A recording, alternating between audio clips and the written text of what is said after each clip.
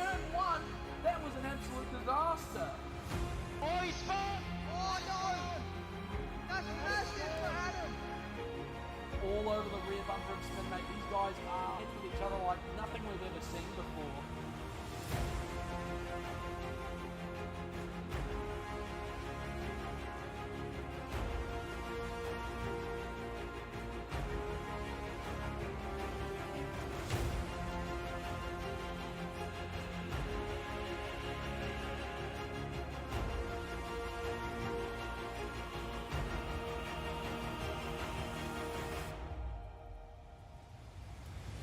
Jeez pulls out to the outside.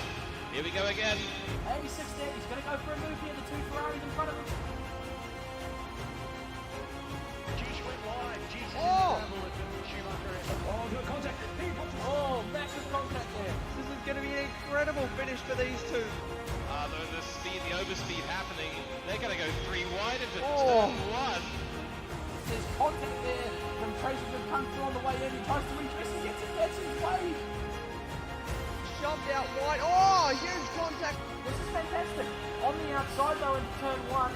As he chucks it down the inside anyway. What is this? Oh my gosh! What a move from GTR!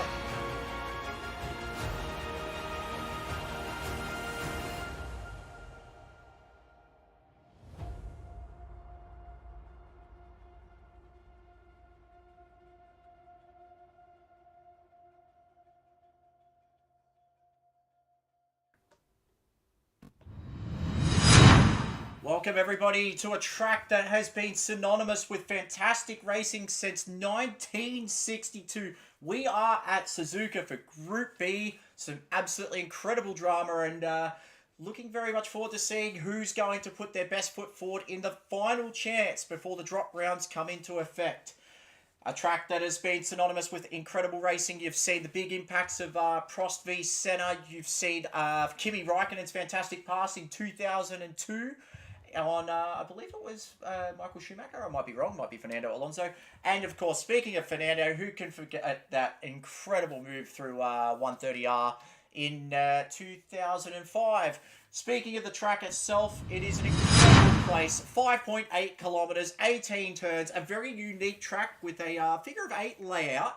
Has a capacity of 155,000 fans, and the track, of course, very, very clean since the Formula One boys were last here. It's been sparkling weather all week as well. So we'll have to keep our eyes to see if there's any rain in the skies. But apart from that, we are looking very, very good indeed. And joining me in the box tonight is the man, a.k.a. A very, very beautiful dulcet-toned... oh, mate, I don't know what else I could say. Welcome, Graham, a.k.a. Grr. How are you, mate? Thank you very much. No, really good, and looking forward to this race at the home of Honda. Didn't get the chance to race in my Div 3 race last week, so did a few laps to Savo just to see what the guys will be in for. A little bit cloudy for the first third of the race, so track conditions a bit cooler than what we'd normally see on a clear day, but certainly the weather, the outlooks for sun, especially in the back end of the race, and warm conditions and a groupier track. So really looking forward to this. Yeah, agreed. And I forgot to introduce myself. Jeez, that's a first. Brent, a.k.a. Karen, in the box as well. So this track provides non-stop drama. We saw last week there was a bit of biff and barge up and down the field, and it definitely showed there was a lot of aggression. These guys doing a last chance race to really solidify themselves as championship contenders, albeit we saw the crowning of one champion last week. And in terms of Division 4, are we going to see another driver round as we look at the points there? Revslaw on top, and he has a monumental stranglehold on this. Basically, he just has to turn up, and provided that there's not a bad result, he should clinch the Division 4 championship tonight. Joining him behind is Isa Renegade, his teammate at Hooncorp Esports, on 282 points. So, yeah, big gap to make up, and unless something drastic happens, it's basically Revslaw's for the taking. But Renegade still can't have it all his way, because Benier is right behind for Respawn Esports on 280. VF in 4th, Debreb 5th, A guy with no skills who's made a very good impact this season so far in 6th place. Snake Eyes in 7th, Keza in 8th, Dazza 9th, PD Pops in P10. We'll have to see if that curse of bad luck continues tonight. We hope not. Laminator in 11th, Womble in 12th, Malevolent One in 13th, and the Good Doctor down there in P14, of course, with real life things going on at the moment for the Good Doc. So we hope to see him back behind the wheel soon. But I reckon this is going to be an absolutely fantastic race to keep your eyes on. There's a lot of people in the chat as well, which is good. We've got the Stranger, the Bumcrack, CGK's in there, Robert Rice is here, the Prospector, PD Pops. Well, PD Pops is... I can see him down in the pit lane actually staring at the stream from the laptop they're using down at Doghouse. So, yeah, looking very good indeed down there, PD Pops. And Tim said, good luck, fellas, as well. So make sure you smash the like button today, guys. And sorry if I'm a little bit rusty. It's had to rush here to Suzuka at the last possible moment. So, yeah, we'll keep that in the down low. But anyway, any predictions or anything that we should keep our eye on for Div 4, Graham? They're all holding their cards pretty close to the chest in their practice. One thing I did see was Womble was very quick, and the mid-engine cars, Porsche and McLaren, apart from sounding really good, they were carrying some great corner speeds. So I think it'll be a pretty open race, and managing those soft tyres and not making the mistakes on them as they wear will be the key. Yeah, agreed. And I think this track has definitely shown its way in terms of tyre life, that it can be brutal, and it'll come down to driver skill as well in terms of being able to look after those tyres, which should help the likes of PD Pops and Malevolent One in the lighter, more nimble cars, and maybe even Debrev in the McLaren as well. So I reckon we might just hit the big red and white button that you've got there, Graham, when you're ready. And all right, Thunderbirds a go. Beautiful. So make sure you smash the like button, guys. We've got 4 likes on the stream so far. Let's hit it up to 10 by the end of the race, or even the end of qualifying, with how trigger happy everyone's been getting the last few weeks. Great to see. And make sure, if you haven't already, click subscribe. And join the Discord. It's a really nice place to be, especially today. Chat was flowing fantastically with the Bathurst 1000 as we start to head down to the track. Yeah, we've got Womble first car out. Beautiful. So, Womble, of course, he's the team leader of Red Mist Racing. He is driving the half-mast livery for Green Beacon, and make no bones about it, he's been getting a little bit more confident lately. We've seen a couple of weeks ago that he was just starting to find his feet a little bit. He's had a bit of a hardware update as well in terms of getting the software side of things sorted. So, keep your eyes on Womble. Be very, very intriguing to see where he ends up. We've got Laminator for Lightning Motorsport, and Laminator's had a season of ups and downs in his first full-time gig for Sector 1. He's definitely enjoying it, and we've seen he's been getting involved in conversations and really starting to make himself a home here, so we're glad he's on board. Champion-elect, aka Revs Law, for Hooncorp Esports, and make no bones about it, he's been basically going for blood the last few rounds. He's been almost near unstoppable. We'll have to keep our eyes peeled. We've got Benny Air from Respawn Esports in the Toyota Supra, and Benny Air's got to have a big result tonight to keep the guy that is right behind him, DRR Renegade, in the championship fight. He's got to keep him behind. Renegade needs to make something happen tonight just to keep his second place happy and healthy. We've got PD Pops for Doghouse Motorsport, and PD Pops, he's had a horrid run of luck this season. He's just been absolutely nowhere in terms of the hardware side of things, and then when things are going right, something goes wrong. So we hope he has a really clean race tonight. Touch wood, he should be good. The Malevolent One for Deeds Racing, and being personally biased here, he should win this by about the length of the Suzuka circuit. No contest, and we're just going to leave it at that. That's just, yeah, I don't want to hear about that. We got Debrev in the CP Motorsports for Bez Media, and he's been quietly going about his business as well. Looking very, very strong these last few rounds, and had a very good result last time out. Chad, you might have to delve into that one and look for me, because I know he got a podium. Or I could be wrong. We've got your teammate Graham, VF, in the Mercedes for Dadson Racing. How's he How's he been approaching this one? Have you had a chat with him this week? Yeah, he's quietly confident. The car around here is not too bad. Not that I've raced it here, but just in the practice. And he's a very solid, consistent driver. So I think towards the end of the race, we'll see VF at the pointy end. Not biased at all. As you can tell, we're a very neutral, neutral group here. And we've got Snake Eyes for ISA Esports, and we'll actually jump on board with Snake Eyes here. Have a bit of a lap of Suzuka and see how he goes. So he goes through the first... you go. It'll be interesting just with the cloud and the cooler track temps, just what the lap times will be. They were certainly doing... just getting into the low 11s, high 10s in practice. We know the Alpha's good for 208, so PD Pops could have a surprise in store for us. Yeah, that's a really good call, because PD Pops has definitely been up and about as we watch through the Dunlop curve how Snake Eyes is going into Degner. Goes into Degner 2. You've got to break it just that little bit earlier. It is very, very easy to go off as they head up towards the fearsome hairpin, aka the hairpin. Hard on the brakes, gets it turned in nice and early, gets on the throttle a little bit later. He would have liked a little bit of understeer there.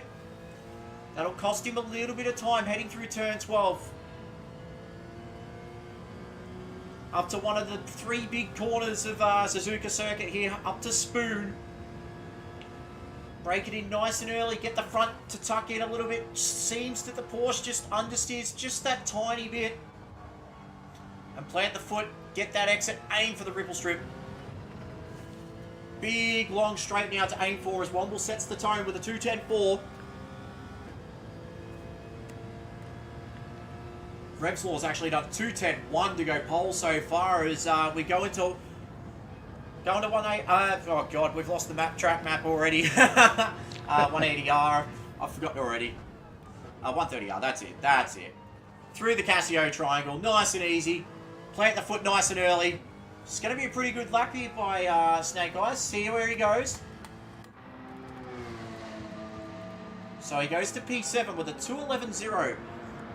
Very, very tough track this is, Suzuka. It's very hard to nail the perfect lap in terms of being able to just put every corner in the right spot and really look after how the cars go. It is a tyre-heavy track, this one. And only 0.3 flat between the top 5. And on difficult corners, that's Spoon curb towards the end before you get onto the backstretch.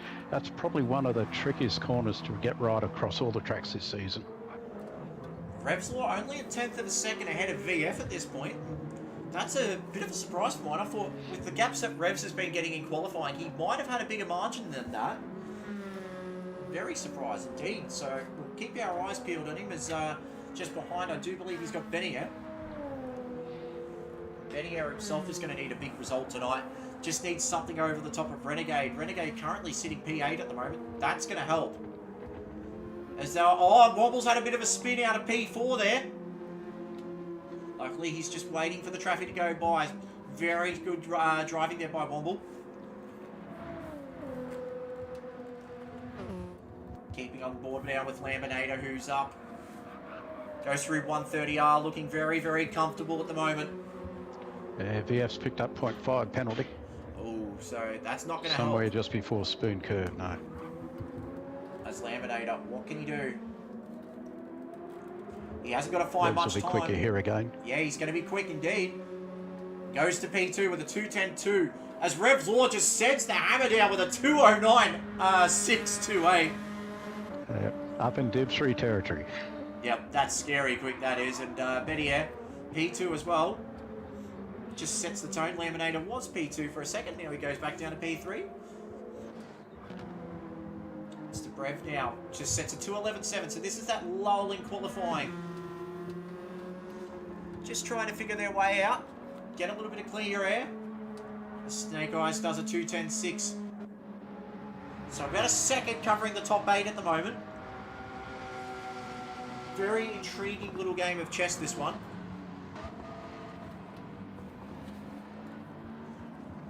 So just before they start their final laps, guys, put your predictions in the chat. Who's going to take out pole position? Is anyone going to be able to upset the might of Revslaw, which is going to be very, very hard to beat at 209.6. He's actually purple again. We'll jump on board now. Breaks it beautifully into the hairpin. Gets a nice tired exit. He's just heard him upshift to keep the rear end stable on the exit. The Nixon is actually bringing out of corners. Up to Spoon now. And we got VF purple just out of the dogleg. Ooh, so looks like Revslaw might not have it his own way at this point. A couple of big surprises to go. Just in terms of Down tyres. here in the sand at the end of Spoon Curve. Oh, he is too, and he had he didn't want to lose that because that's a very critical slipstream he had on Revslaw there. Just see what Revslaw is up to at the moment as he goes into the Casio Triangle. Very easy to get that one wrong. Back on board now. What's he going to set? Oh, 209.6. So Laminator's time nearly pipped him. So Laminator goes back up to P2. We'll just jump back with VF now. He's just exited 130R. He's got a bit of a toe as well with PD Pops in front. He will get close to third, I think, with this lap. It's looking very strong. Takes that nice tight line out of the exit. He'll get one more lap. Look at that P4 at the moment with a 209.9. You have a bit more of a toe here, but that little Alpha the Good's probably going to play a part in his lap. And Womble will get his last lap on fresh tyres. He's on his out lap now. Oh, wow. This might be a play. If he's got fresh tyres and he's got lighter fuel, he might have just timed this because I don't think we saw many people go into the pits. He's definitely going to cross the finish line with about 5 seconds, so he'll definitely get the lap in. So this is going to be intriguing now for Womble. He's updated all his software in the terms of the wheel side of things. He was definitely quick in practice. Enters into the first turn. Looks very controlled through turn 1. Through the S curves now. This is where you make up so much time. Jump on board the Super of the Red Mist driver at the moment. He's looking very comfortable and looks very composed too. He was holding that higher gear through there, and he's 0.259 up on his best. Looks very controlled through there as Malevolent One's just gone off. He'll start P7. Swamble enters Degner 1 now, up to Degner 2. Oh, clips the grass a little bit. That'll compromise him, but he gets the front end hooked in nicely. Lost a little bit of time there. We'll jump up now with Laminator. As Revslaw goes around the final corner, he's going to be the first one to cross, and he's not going to improve. Laminator at the moment. Can he find anything? He's got Benio right behind him, giving him a toe to boot. Is Laminator going to improve? No. A bit close, no. No. So it's going to be. I think a lot of these guys might have just as Debrev does a 2:11.7. Yeah, VF's not on a hot lap, so he won't improve. No, and Wobble's on the grass. Yeah, he's had a big moment, so that's his lap run and done. So that might just be qualifying over and done with. Malevolent One's not going to play a part. Snake Eyes has set his last, and Petey Pops just crosses the line. So looks like Revslaw will take pole position, but he didn't have it all his own way. Laminator will start P2. Benier in third position. Oof. That was a cheeky little qualifying session, that one. So we'll just jump. Yeah, it was good, it was good. In overcast conditions, get down to that, solidly into the 209s. Some really good times there. Yeah, agreed. And it looked as if there might have been a bit more in the tank in terms of Womble and what he was capable of, because he was definitely improving. Just looks like he might have lost it at the Spoon Curve. So we'll just wait for the results to come in here in Suzuka, because we've got ultra fast internet at the moment. And there we go. So we will just jump on and have a look at our qualifying results. There we go. There we are. Bang. So Revs Law in pole, Lemonator P2, only 400ths of a second behind. Benier in third, VF in fourth, Womble in P5, Renegade in sixth. That's not the qualifying Renegade would have wanted, especially with his battle with Benier. Malevolent One in seventh, Snake Eyes in P8. Debrev will start in 9th, 10th. We have PD Pops. We do have a couple of drivers unfortunately missing tonight owing to real life commitments and Bathurst weekend, of course. So yeah, that was a great one. I'm pretty excited by that one. There's going to be a war of attrition out there. Going to be some guys out there that are going to be suffering in terms of tyre life quite early, but we will wait and see what happens in terms of what the guys are able to deliver tonight. So, guys in chat, make your predictions. Fastest lap, race win, and who's going to be the surprise of the race. Graham, you got any picks for this one? Look, I think the battle will be between the top three, Revs, Renegade and Benier, just purely for and also throw VF in there, the top four, just purely from the championship standing. But the other thing, there's only 3 points between 4th, 5th and 6th. So, you can't look past that. Snake Eyes is in there. I'm pretty sure, I didn't see the race, but I think he may have won it last round. Yep. So there's definitely some serious speed in there, and Debrev in that McLaren. Yeah, I think it's any of the top few in the championship, and then you got guys like Womble, Poppers, who on a day can do anything. Yep. Lemonator. Yep. Agreed. And I think it's going to be a great race to watch. So strap yourselves in, guys. Grab a beer, grab a water. Make sure you got your snacks and get settled in for a couple of big races. So we'll just hit that button again, Graham, when you're ready. All right. We'll start. And 6 seconds. Ooh, 6 seconds indeed. You can see the Casio timer up there, just in the just on the main straight there. It just started straight away. I like this. We'll have to watch that chicane. Alrighty, so we are just jumping down to the track now, guys. As we head down now, it's going to be an absolutely vital race for a lot of these guys to really establish themselves. So we go 3 lights, 4 lights, 5 lights. Long hold. And they're away! Revs Law got a fantastic jump. VF as well starts off in with a 3 wide drag down the straight. Looks like the Supra might just have the legs at the moment just behind those. There's contact with PD Pops. PD Pops, that's Renegade as well gone. That is huge. So Renegade's fallen all the way back to 10th position now. That will do his championship chances some serious harm as Revs Law has got VF all over the rear end. Jumping on board now with the Hooncorp Esports Nissan, looking back at the Mercedes of Dadson Racing. VF has had a fantastic start. As Womble's looking very racy at the moment. He's started in P4 at Womble. He's got a little bit of a train though behind him as Benier P5.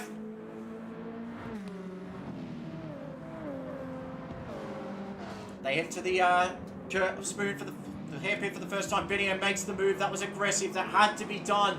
Benier needs points tonight. He needs to get that pressure on.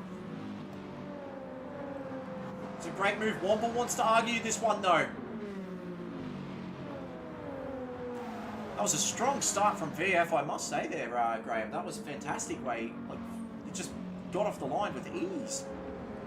Yeah, that car is a weapon off the line. Also, I was watching Snake Eyes and Poppers, and those guys launched equally as well. It picked up a few spots, although it did come a bit undone in T1. Yeah, I think we've got a replay of that one. And looking back into turn 1, it's just PD Pops had that inside line, and it just seemed to just disappear on him. That was Senna and Prost style. Yeah, braking points in traffic, they're really hard to pick up, especially turn 1. Different speed, cold tyres. Oh, Malevolent One makes a big move up the inside of Debrev there. That's for 6th position. And the Malevolent One got it done, so good move so far by the Deeds driver. And you can see up the front there, VF just looking for that toe. He's desperate to get in front of Rev's Law, but Rev's already out to a 1.1 second lead early on. They both look composed. Very composed. Yeah, they do. And Laminator just kicks up a little bit of dirt there. He's starting to feel the pressure of Benier now.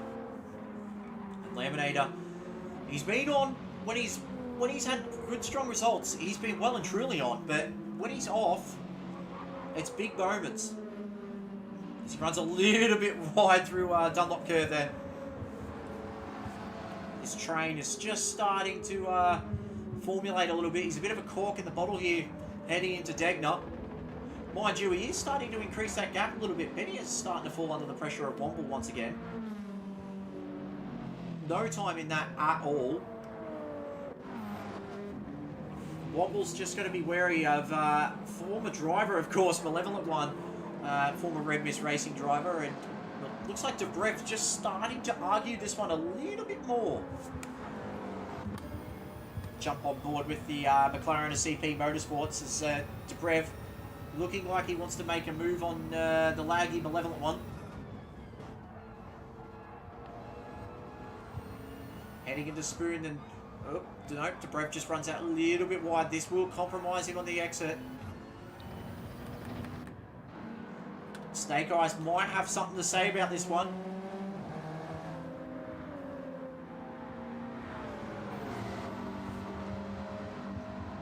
Snake Eyes looking very comfortable heading into 130R now. Is he going to look to make a move into the Casio triangle? Malevolent One's gone defensive in front. These three having a really good battle so far, as Malevolent One still heading to Brev at this moment, but Snake Eyes looking to make a bit of a marker. PD Pops has dropped right down now, so he needs the guys in front to fight like mad. And Renegade, his race, well, he's well and truly off the pace now. So he must have had another moment while we were looking at a couple of the battles up and down the field. 7.4 seconds behind. As his teammate Revslaw still heads the way at the moment. Fastest lap of the race at 2:11.053. Gap is increasing out to 1.8 seconds at this point. And can't fault Revslaw at this stage of the season. He's been absolutely on point. I don't think anyone else has really had an answer for him at all this this season 7. VF doing a great job though, Graham, in P2. I think he's looking very comfortable. Yeah, P2. I think just flicking through the cockpits, he's managing the car. So hopefully bring him back in a little bit as the race goes on. And also pretty impressed at the back with Benier. He's closing up on Laminator and also very smooth. Yeah, looking at a few of these guys, this train is just starting to eke out a little bit at the moment as we look over Spoon Curve. Looks like Snake Eyes wants to get something done here against the Malevolent One. And that ISA Esports car has been a very, very surprising package this season. Yeah, certainly very good. Great corner speed, and you can see that now just through those bigger corners. And surprisingly, it's quick down the straight as well. Yeah, he might end up having a sniff at Casio Triangle if he sits in the toe much longer. We'll have to watch it. Yeah. Whereas, Malevolent One just clips the grass a little bit. Don't want to be doing that in the 130R. That's as dicey as it gets right there. I can't remember who we saw in Formula 2 or Formula 3. I think, I know there was a driver that went off by clipping the grass there at 130R, and it ended up very, very unluckily for them. So this battle's really starting to heat up now. Snake Eyes might be close enough here. Is he going to have a look inside line? Is he going to have a look into turn 1? He's thinking about it. Oh, he wanted to. But the big thing about these two is they're not within earshot of Benier, but they are definitely within earshot of Womble. They're actually catching him quite quickly through here. Looks like Womble's just fallen off the back of Benier. Gap out to 2.6 seconds between them. Benny is still all over the back of Laminator, just can't find inroads. They might be just... He's picking up a bit of a toe as well. His purple's up to this sector. They might be just trying to just find their rhythm a little bit early on, just see if they can really try and look after the tyres. We saw last week how tough it was for a lot of these guys to really conserve the tyre and make their strategies happen. A couple of guys pitted in early last week. This little, there's two little battle packs basically starting to form as Snake Eyes. He's got a big run now on the Malevolent one. Malevolent one ran very wide early. Tries to take the defensive line to Spoon, but that will compromise. Oh no, pulls it back in. He thought better of it. And Snake Eyes looks like he's very comfortable in that car. They're definitely catching Womble at this point. Yeah, that 86 has got some poke on the straight. Speaking of poke on the straights, Revslaw's opened the gap to 3.1 seconds now. Starting to flex the muscle of the Hooncorp Nissan. If anything, VF has fallen into the clutches of Laminator here. This battle's starting to get very, very willing indeed. As we see Laminator at the moment, P3. He's been there or thereabouts this season, but just consistency's not been a strong suit for him. He's looking to improve that as the next season kicks into gear. As he thought about a peak move into the second half of turn 1 there. This battle with the Malevolent one and Snake Eyes still going on at the moment. Snake Eyes just wanting to get through. Looks like that Porsche is just very well balanced through Sector 1 and the Toyota's just struggling a little bit.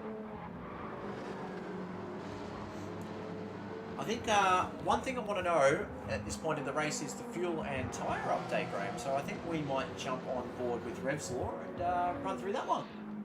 Yep, AP Automotive. Okay, so what I will say is everyone's on mediums except for one driver. So we got Revs on racing mediums, 2/3 of a tank, and very minimal wear on the rears and the front, probably about 10%, maybe. VF, almost identical tyre wear. Looks, I reckon, getting close to an extra 1.5 laps of fuel, maybe more. Laminator, same fuel as Revs, a little bit more on the rears, front tyres about the same. Benier, tyres identical, and just a touch better on the fuel than Laminator. Womble, the first and only runner on the softs, has used 25-30% on the front, 15 on the back, I guess, and fuel's actually not too bad, up around where VF is. We've got Malevolent 1, 15% on the front, about 6% on the rear, and fuel's sort of in between the Revs and VF. We got Snake Eyes, racing mediums, probably only about 6% front and rear, very even wear. So he's going to have a really good tyre at the end of this stint. And fuel, he's a little bit better than Revs and sort of probably, yeah, seconds.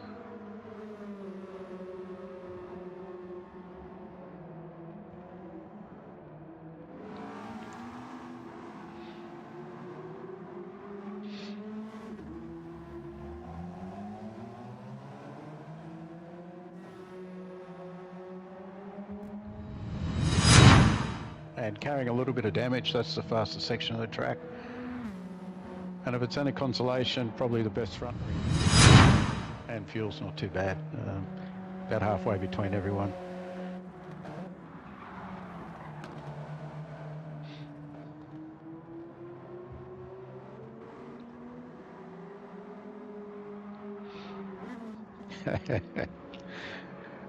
Debrev in the McLaren. Really good on the front tyres, even better on the back, so he's probably down about 8%. And fuel is pretty good, in line with VF. I think you'll see this car, even though he's 29 seconds back, I think he'll certainly come up a few places as the race goes on. Renegade, in the Hooncorp Nissan. Really good wear of front and rear tyres, and fuel, he's up there with VF. So again, if luck goes their way, they'll pull back some of that difference. And Poppers, really good tyres, but they spin. Yep, we do apologise, ladies and gentlemen. I did have the mic on mute because I forgot to turn it back on during that, as VF is he's had a bit of an issue, he's just been dragged, and look at that, 2 for 1! Bettier and Laminator just getting him around the outside of 130R. What a move that was by 2 drivers. That was intelligent racing though by VF. He just must have seen that coming. Either that or he's just decided to play to his own strengths. But what that's done, that move, has taken him off the podium and now put Laminator into P2. Bettier now in the 3rd position. And it's, if anything, it's extending the gap of Revs, who's now got a 4.8 second gap. That was, oh. And it'll be interesting too, because the tyre and fuel window opens up in 2 laps. It's probably between laps 9 and 12. And it'll be really interesting just to see who pulls the trigger first. And the fuel difference, there are a few that'll pick up a few seconds. Just have a look at the replay of that move. And you saw VF on the inside, he was getting dragged, so he must have burned a penalty. And then these two were just utterly committed through 130R. Absolute bravery to get that move done, regardless of where the penalty happens. This little pack between Womble and Malevolent One and Snake Eyes has just started to fan out that little bit. Womble out to 1.4. That was low as 0.7 of a second.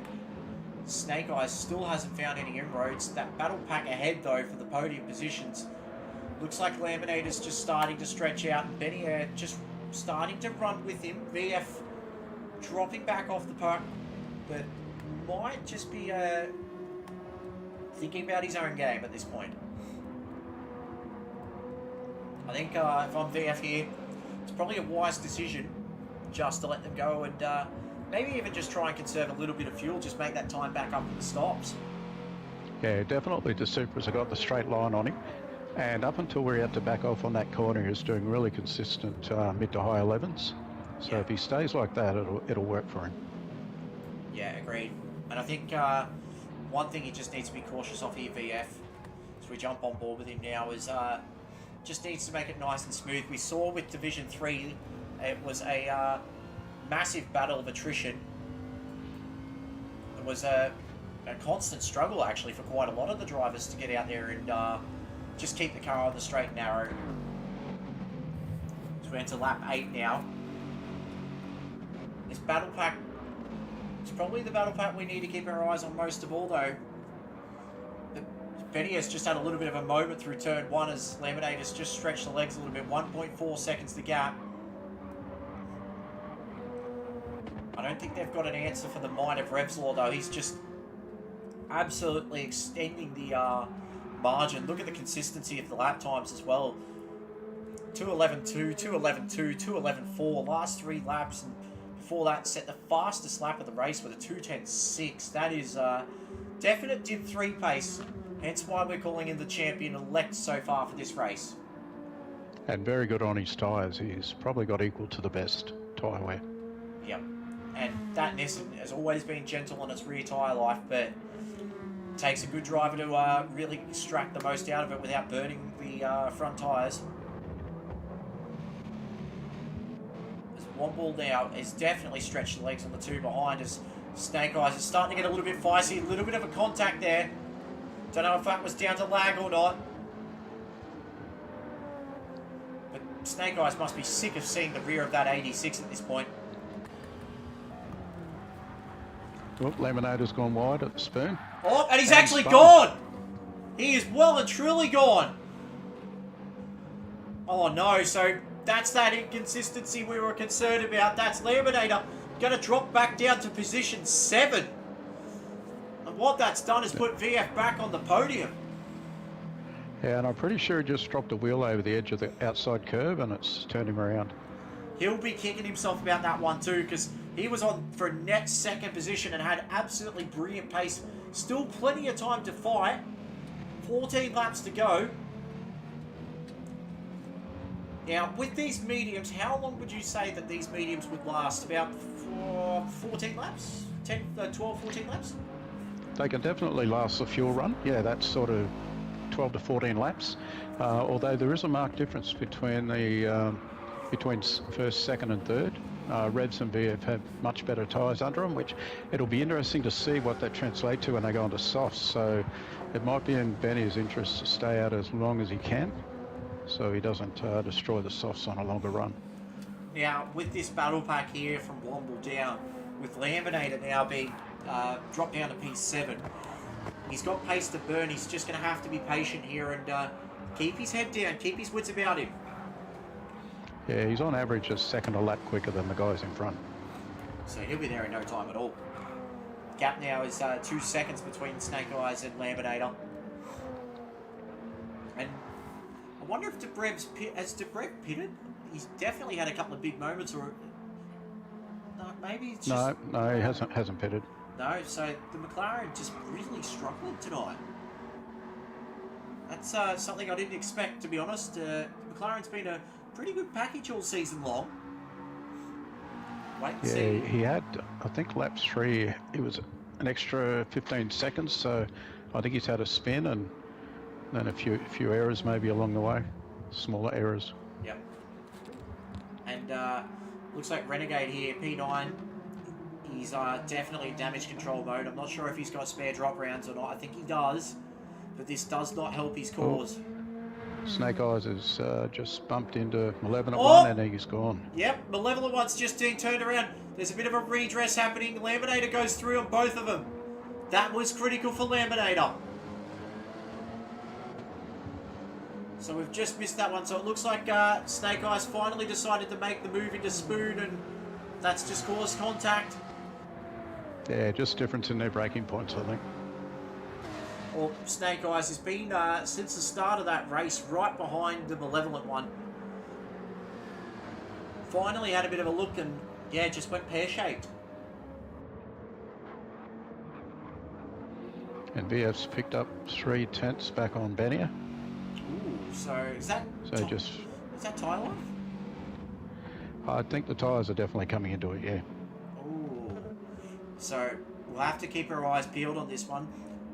If Benia just needs to keep fighting. We know the Group 4 Supra, especially on front tyres, tears them apart.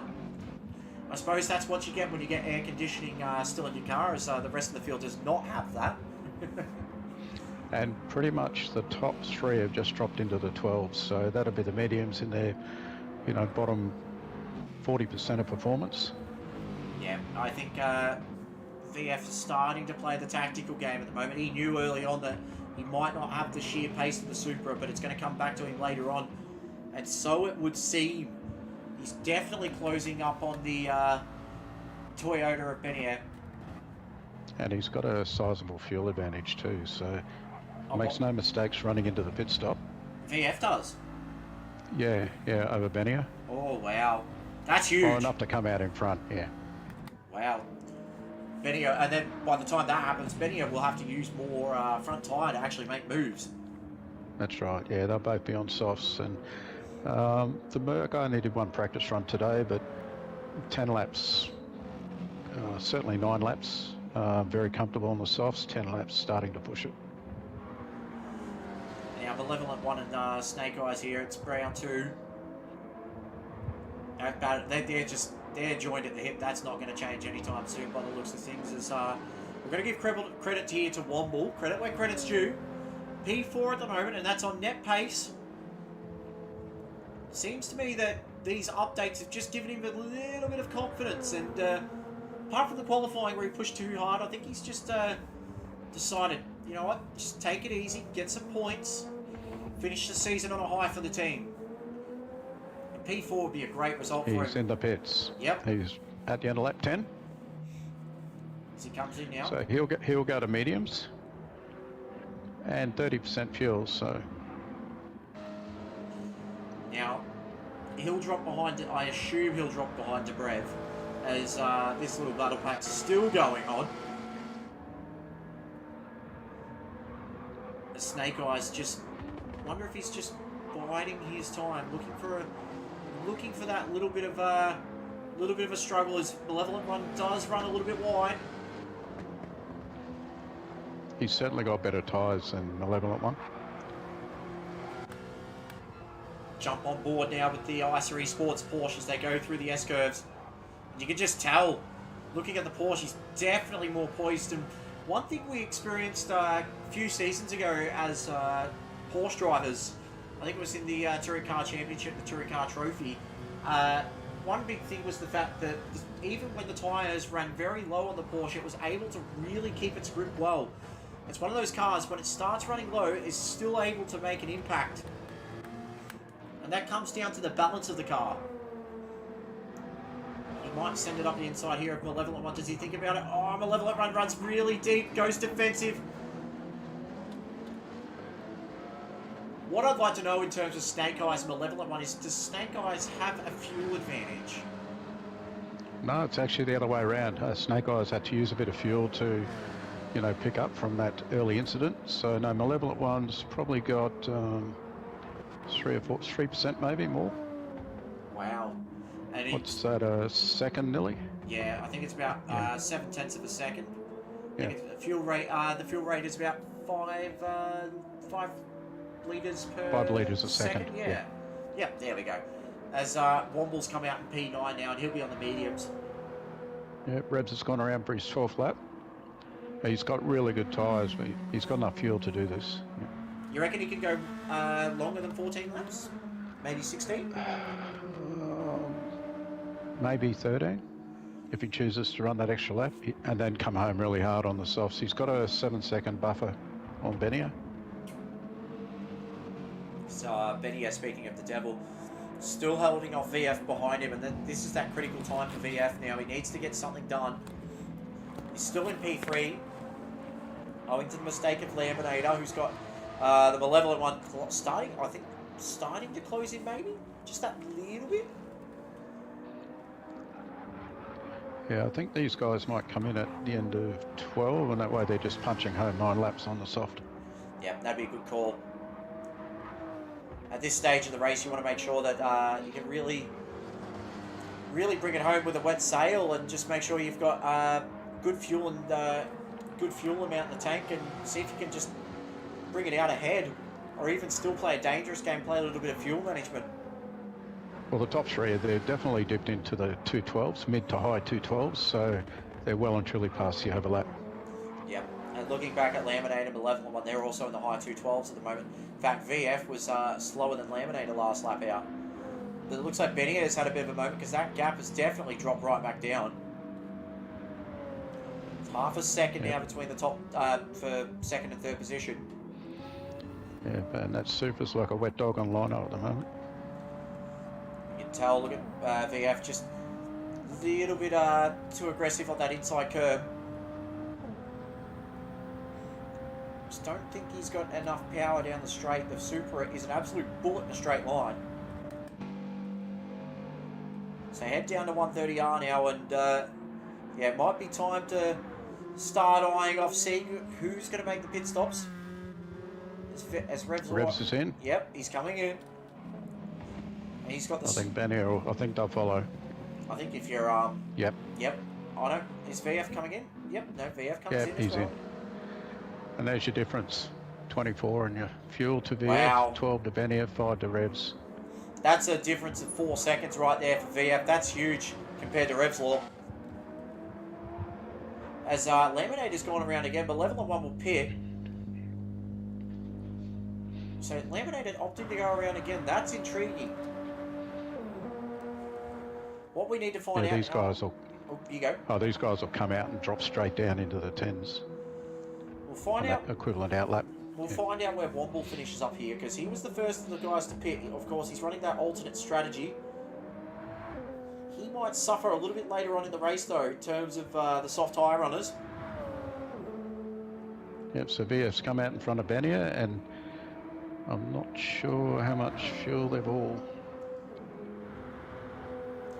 Womble's gotten out in clear air ahead of Malevolent One and Snake Eyes as they've left the pit lane. These two were actually not that far behind Womble, and Womble's been able to extend that gap, not only in part because of the incident down at Spoon, but it just seems like, yeah, he's been able to just keep the pace up. Mid 213. See where these guys on the mediums go out. As Petey Pops, he'll go around again. And Laminator now, what? I feel like he's in a little bit of no man's land at this point of the race. Yeah, it was at 13.6 last lap, so we'll just see at the next timing where he's at on his best. Yeah, I'm not sure if this is the right call here. Yeah, the others will burn a couple of seconds on him. Yep, and that will help Malevolent One and Snake Eyes were the two that were the closest to him. Yeah, he's got nothing left on his right front, and left front's dead. Oh, So, yep. So he's really struggling now. And one thing this race I have noted at this point is that nobody has a penalty yet. I've seen apart from VF.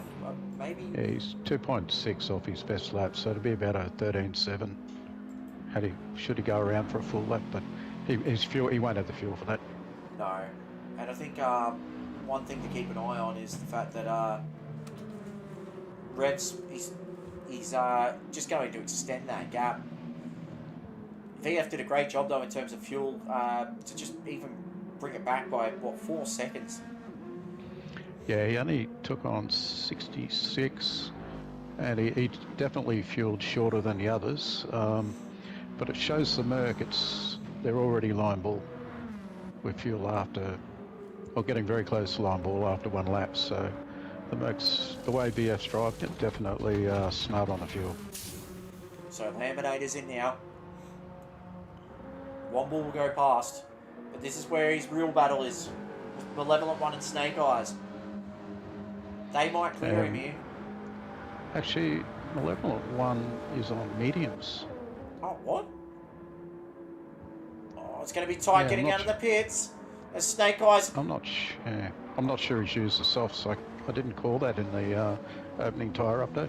Oh, it looks like Laminator's just been able to beat Snake Eyes, but Malevolent One, he's gotten past now into net 6th position. And poor old Snake Eyes must be sick of the sight of cars. As Snake Eyes... Oh, he wanted to show the nose through the S-curve. Thought about that quite a lot. He did. So heading up through Dunlock Curve.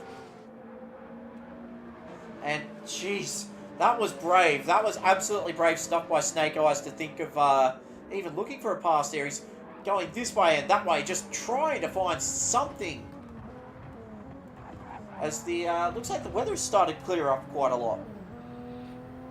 Yeah, it should be sunny and the track temperature's warming up for the back end of this race, which will play a bit of havoc with the soft tyres. Yeah, and might just actually help Womble out, who's on the medium. Depends on how Womble's looked after his tyre. Is Laminator all over the back of the Malevolent One. Malevolent One in big trouble here. And the Supra... Yeah, it's the softs and mediums. The Supra might just... Oh, no, Malevolent One goes defensive. Laminator all over the back now of the Deeds Racing Toyota Subaru. And if it's true, Malevolent One will be a bit of a sitting duck here.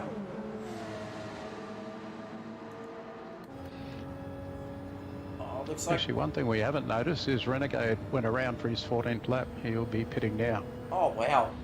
And Laminator gets it done on the inside as they head into 130R. That is total commitment. And I think Snake Eyes might have had to have checked up there because, yeah, that was a brave move there by Laminator. Renegade's definitely in the pits now. He'll fall back behind these guys. He'll probably come out with, I'd say he'd probably come out just ahead of Petey Pops at the moment.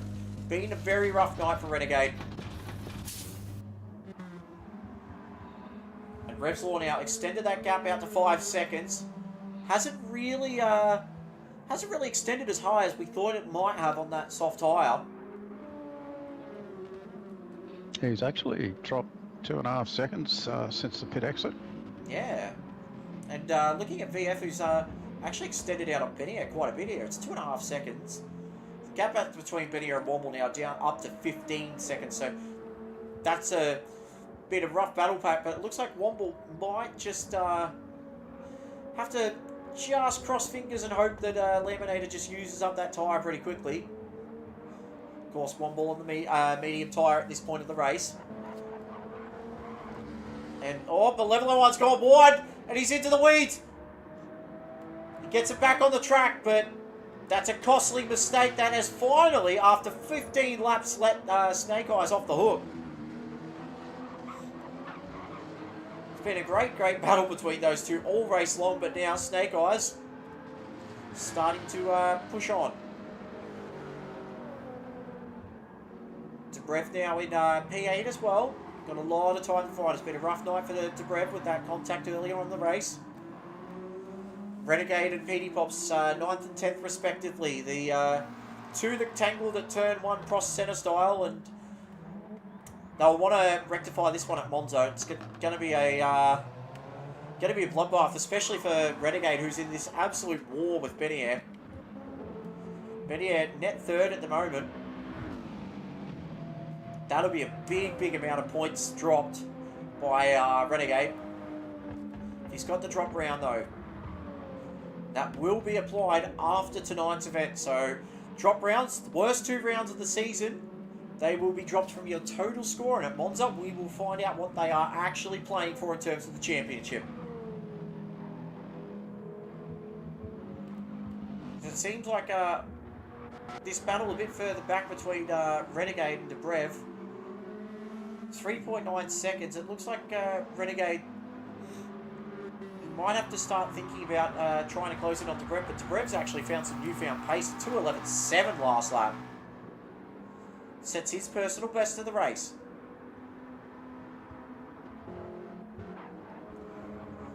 So at this point, Womble's had a moment. Has Womble had a moment, or is oh no? Yeah. No. Actually, he's lost. No, that's about right. No, the medium tyre. That's what's doing it. Womble's doing 2:14s. Look at the Laminator's last lap was a 2:10.6. That's 3.7 seconds right there in 2 laps. Womble's going to have to get defensive here. But for 5 laps against a soft tyre runner, Womble goes across, gets defensive. But Laminator's just got so much grip, he's able to make it happen. Laminator on the recovery drive into feed 4 now. Oh, can he get it done before Spoon? Womble's thinking about arguing this. No, Laminator gets it done. Womble might have just run wide. A little bit wide, yep. But now what that does, Womble's suffering so much being on a medium tyre. He's absolute fodder for Snake Eyes. He's just behind, 1.6 seconds behind him now. And he too closed in last lap with a 2:11.2. So a lot of guys sitting their personal best laps. And this is going to be quicker again from Snake Eyes. Yeah, and the front 3 are well and truly in the low 2:10s. But the gap's holding. It's Rev's pulled away maybe 0.5 of a second, but their fuel's almost identical. VF a touch less, but enough to get home. And looking from the interior of Snake Eyes here, it's just set his fastest lap of the race with a 2:10.3. Laminator actually set the fastest lap of the race last time out with a 2:09.3. So he's pipped that point off Rev's Law. Be all in vain though in terms of the championship with that massive lead by Rev's Law. Snake Eyes, you can see through the S. Oh, how much ground did he just clear up? He certainly got the grip. So Womble in real problems now. Oh, just hanging there, Snake Eyes. Little bit of a bump and barge. There was a little bit of rubbing there.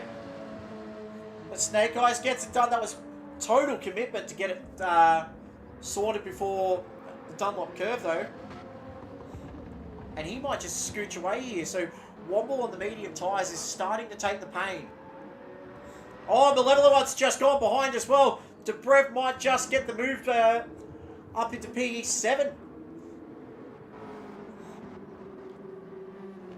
So, Level 1's probably just clipped the AstroTurf of Degner 1 there, and it's just setting ground before Degner 2. But that has closed that gap right now down to 1.4 seconds. See if we can get a replay as well of that previous move there. Snake Eyes just put the nose up the inside, gave a little rub. Rubbing's fair. Strong move, aggressive move, but it's Revslaw now, still 6 seconds ahead. The champion-elect, he's only got three more laps. Chat, I might need your help, I can't count laps. There's VF. VF still got Benny well behind him, actually. VF's actually, if anything, extended that gap. Yeah, just looking through the fuel between the top three has come back to level pegging. I don't know how Revs looks after those tyres like he does, but yeah, he's going really well. VF not far behind him, and the Supra of Benier is a little bit more front, but with 4 laps to go, there should be plenty in that. Looks like Womble might just have to settle for that net 6th place. Suffering on tyres, and Malevolent One, after that big spin, he's got bigger issues to think about than taking P6. Yeah, and he's on mediums too, so he won't have a tyre advantage to pull Womble back.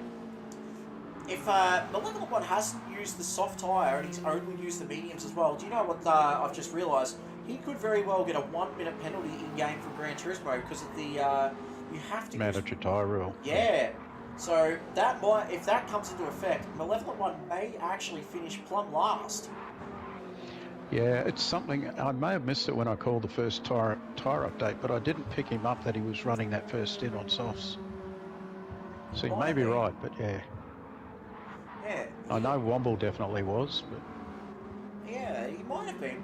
Might have to have a look back on that one and just see if he did start on a soft compound. Poor old Petey Pops. I think after this race he'll be glad to see the back of this Alpha. It's got a lot of character, it's charismatic, it's cute. By cute I mean the car, of course, but yeah, it's just not really gelled well with him at all. We saw what he was capable of last season in the Aston Martin, and everything he did last season is turned the other way this season. Hopefully in season... Renegade just got past Malevolent One, who's picked up a half-second penalty that he'll need to burn on the back straight. Oh, well, so it looks like Malevolent One's actually had another big moment, because he's actually dropped behind Debrev as well. Malevolent One's just fallen off the track again. And that'll be Malevolent One down to P9 now. And Debrev and Renegade, basically 0.6 of a second between them. So I think there'll be a fight on here. Yeah, and one thing for Debrev as well is that the pace that he had on the medium compound was not the best. Looks a lot more comfortable on the soft though. Yeah, Renegade's running. He's got tyre advantage. Because remember, he was one of the last to pit. He was the last to pit. I think it was lap 14. So Womble and Snake Eyes now, that gap has exploded out to 5.5. Looks like the battle of the field at the moment is definitely the battle for Debrev and Renegade. Renegade needs every single point that he can get in this title fight with Benier. But looks like that'll all be in vain against Revslaw, because Revslaw out in front by a comfortable margin.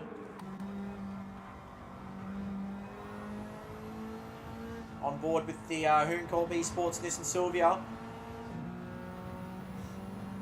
I think Debrev might know he's in a little spot of bother here. Entering Degner 1 now. McLaren just carries a bit more corner speed through Degner 1. What'll be interesting as well for Division 2 especially is just in the soft tyre stints, if anyone actually saved a bit of early tyre life, because it looks like later on in the soft tyre compound stint, there's just a lot of people struggling. Yeah, they're definitely falling off after about 5 laps. And it's a bit tricky to manage that extra 4 or 5 out of them to get home. So for anyone that stops lap 9 or 10 to to run 10 or 11 laps, you will be compromised at the end of it. Yeah, and looks like Renegade wants to start compromising Debrev's He's all over exits. Debrev, Yeah, big time as Renegade will jump back on board with him now. He's got the slipstream, surely not through 130 yards. Debrev, he's going to let him go. Two don't go in there. No, don't do it, boys, don't do it. Oh, they actually got away with it too, side by side. That, wow, that was just clean. That turn in is very narrow. 2 into 1 does not mix there, and Debrev, he actually credit goes to both drivers there. Really, very respectful racing, as respectful as it gets, but it's going to be on into turn 1. And the big thing about this front straight as well, it doesn't look at in-game, but it's actually downhill, as Renegade has all the momentum entering turn 1.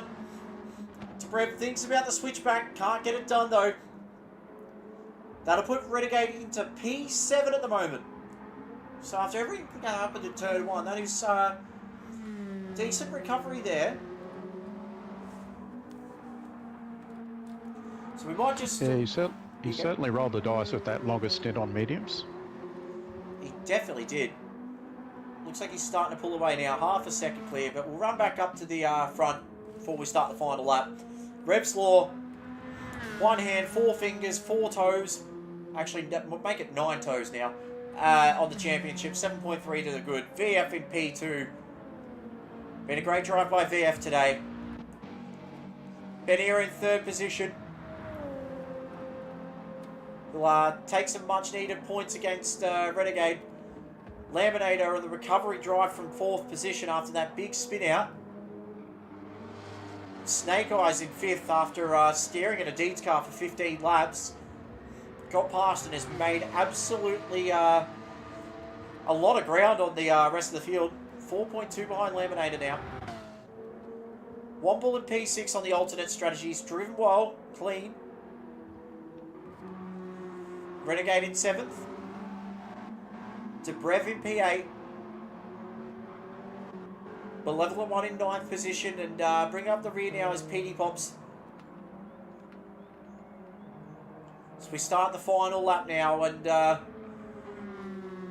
looks like he's about to do it again. Just another big dominant drive from Rev's Law. He's well and truly clear. He's got a clean set of heels. And at the final round of Monza, he will be officially the Division 4 champion. But I could safely say tonight, and I think a lot of people will agree, tonight will probably be the night that he seals the deal. We jump him straight up into Div 2, I reckon. Yep, I agree. Bypass Div 3. I think if you're in Division 3 right now, he's going to be a very, very serious player next season. Yep. And you've got to give him props and chats as well, and in the Discord, he's always active, getting in, having a chat with everybody. Loves a yarn, and he's actually a very, very humble person too. Always wishes everybody well before a race, and yeah, loves getting behind the wheel himself. But he's put together a phenomenal season. We thought early on that Benier and VF would be the class of the field, and up stepped Rev's Law. Had that big moment at Willow Springs, so that'll be taken out because of the drop rounds, and then who knows from there what we're going to do. But he'll be coming around the 130, heading up to the Casio Triangle now for the final time. Get up off your seats, guys. Stand up and applaud for what has been an incredible season of driving. Exits the Casio Triangle now. And Rev's Law takes the checkered flag and the Division 4 championship. A massive congratulations to the Hoon Corp driver as BF crosses the line in P2. Benier in P3. He'll be pretty happy with that one. On the recovery drive in P4, he's just heading to the Casio Triangle now. Flashing the lights already. It's been a great job by Laminator.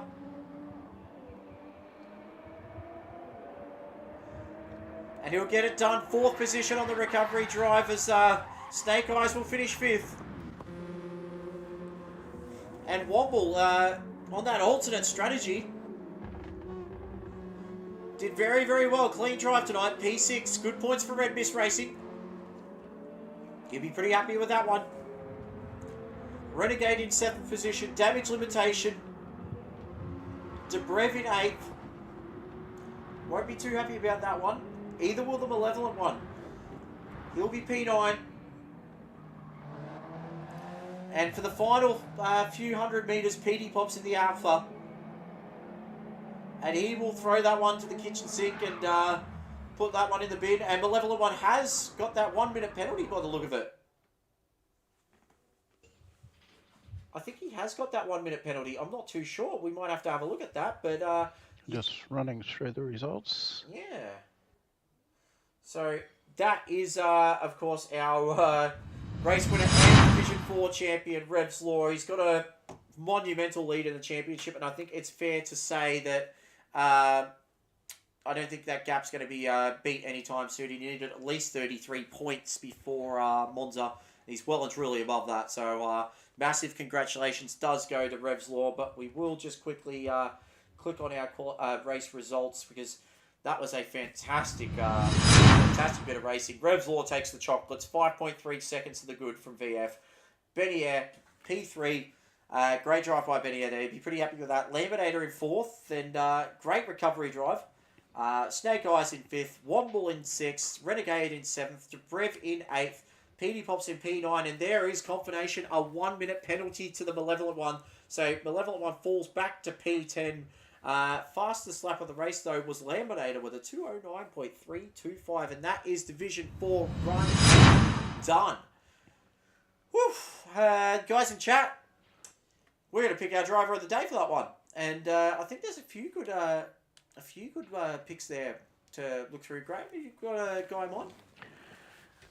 Look, a couple of very honourable mentions. I really like the way VF managed his fuel. It brought him back into the race and made the guys behind actually use a fair bit of their car trying to chase him down, and in the end the gap blew out a couple of seconds. Like Womble for just he put a race together and a very solid result in P6, and I was impressed with Renegade's drive back into 7th from dead last at turn 1. So look, for me, just on the fuel save and the way the car was managed, warrant a waiver that it is my teammate, but my driver of the day was VF, just on what he did there in that first sector. Yeah, and I think VF drove fantastically well as well, but I've got to give my driver of the day to... Yeah, I'm going to give it to VF as well. Checking through chat, CGK said driver of the day Revs, Bumcrack said VF driver of the day, Benier VF driver of the day, Laminator, can't believe I got fastest lap with traffic. That was a phenomenal lap. It really was. It was a good lap. Oh, that was really quick. Looks like, and Levenspiel's jumped into the chat as well. Well done, Revs. Congratulations. Yep, so I'm pretty much ready. I'd say it's pretty much a 95% confirmation that Revs Law is our Division 4 champion. So we will find out officially over the coming hours and make sure that with the drop rounds that he is champ, and I'm pretty confident he will not be beaten. So I have to say a big thank you as well, Graham, for stepping in the comms box tonight and getting these guys on the track, especially on Bathurst evening, and for being here 2 days early as well. You weren't meant to be here tonight. No, we had to get home, do a few things, so I thought I'd jump in and help. So. Yep. Now, stay tuned, guys, because we are going to get underway with Division 2. We're just going to have a quick break. Make sure you stock up on your snacks, stock up on your drinks, and, get comfortable because Division 2 is going to be helter-skelter, and there is a championship definitely at stake for that one. So stay tuned. We'll be back.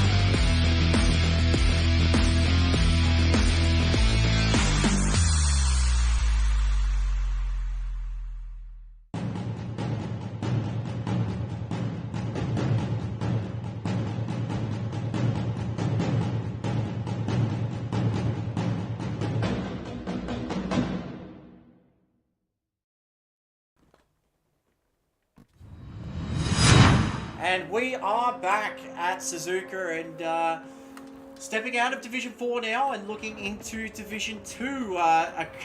This is a division that's actually very hotly contested at the moment, and we thought very early on that Lenosius might be the one to step up and really take the bull by the horns, and he has, but last couple of rounds he's had a bit of a contender step up out of nowhere, so we will just flip over to the Division 2 points, but joining me in the box first and foremost is the smooth, crisp, clear tones of a man who loves a good Great Northern and campfires by the sunset. It is, of course, Carbon Boy. How are you, Luke? I'm doing well, Karen. How's yourself? Yeah, good. Been a pretty good round so far here at Suzuka, and we've got one more race to go. What's your thoughts on Div 4 and Div 2? Well, Div 4, I was watching bits and pieces in the stream in between the Div 2 test starts, and that was an absolute cracker of a race from what I saw. Big congratulations to Revs, of course, for the win, and quite likely taking out the Div 4 title.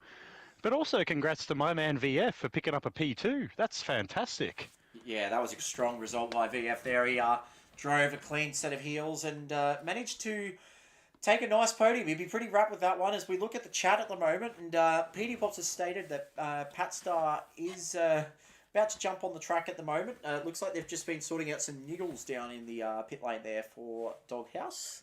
And we are on 12 likes on the stream at the moment, guys, so make sure you smash that like button. Don't forget to subscribe if you haven't already. We've hit 573 subs, which is huge. So on the way to 600, looking very forward to that. And, of course, very next round, we do have our final round, Monza. And it's been 12 big rounds of this season, and Monza, very special place to a lot of drivers, of course. There's been some heroic battles over the last few years. Who can forget that battle between in the first season of Sector 1 between Brocky and the two Altus Esports boys, Kenny Konomos and Schnicko.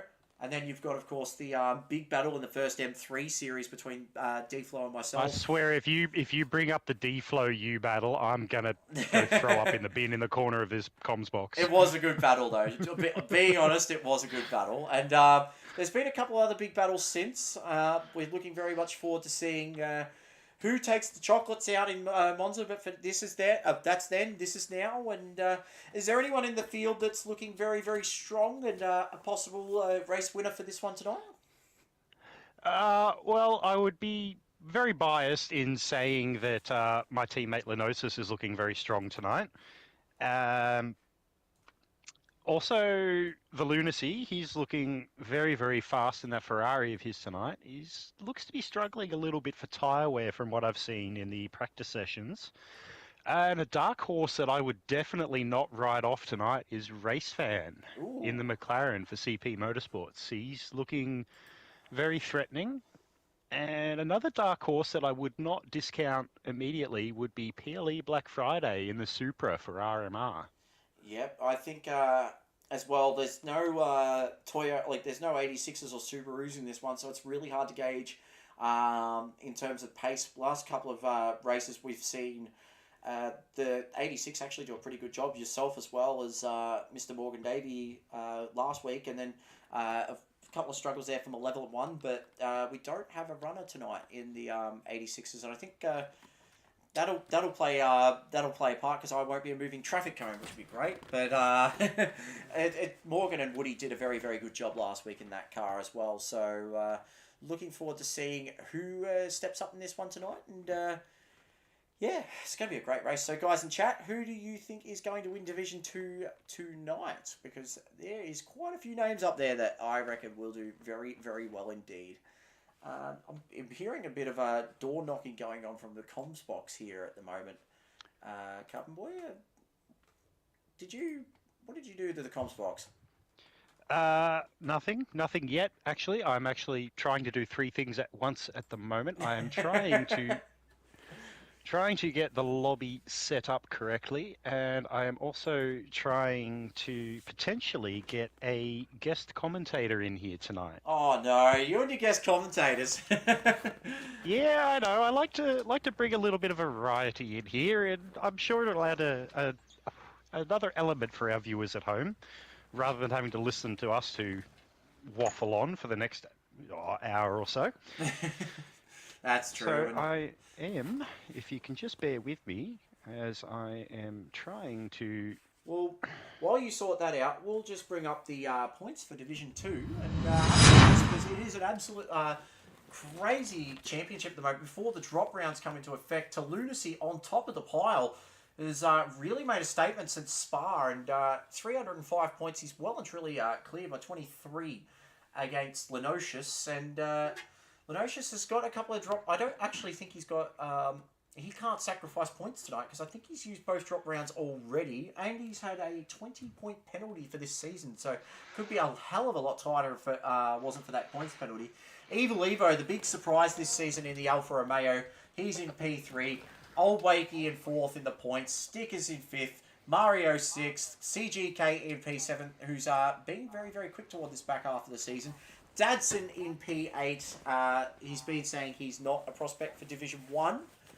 We beg to differ in his first season, Division 2. PLE Black Friday in P9.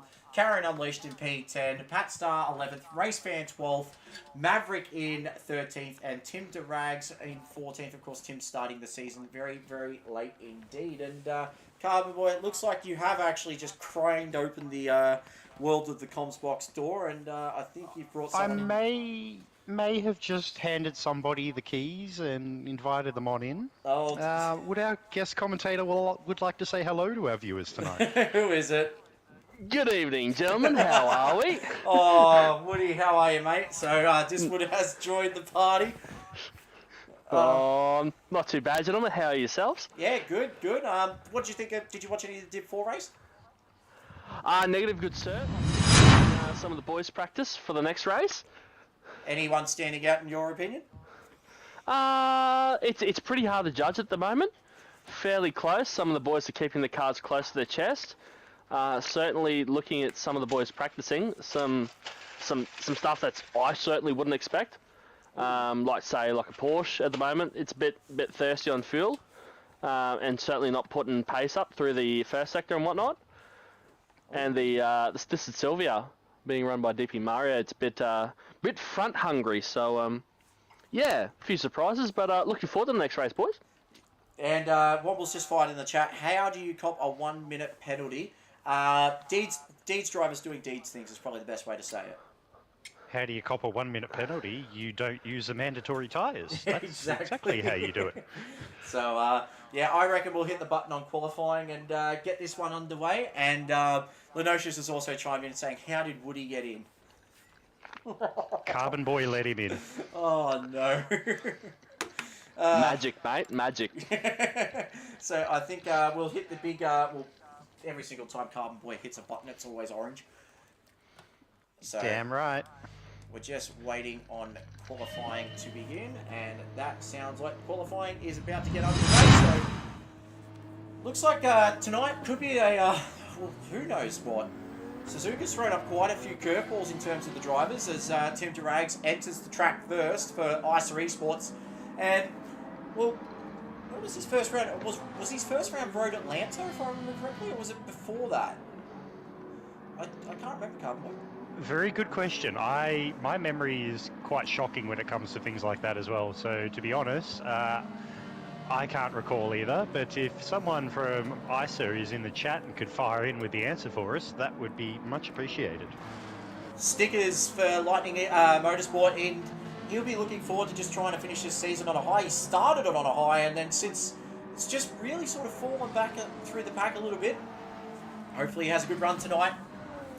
Race Fan for CP Motorsports, and Race Fan, he missed a couple of rounds towards the start, but he's really shown that when he's on, he's 110,000% a podium contender. DP Mario for Black Rose Racing, and Mario, well, he's always been very, very aggressive about how he goes about his business.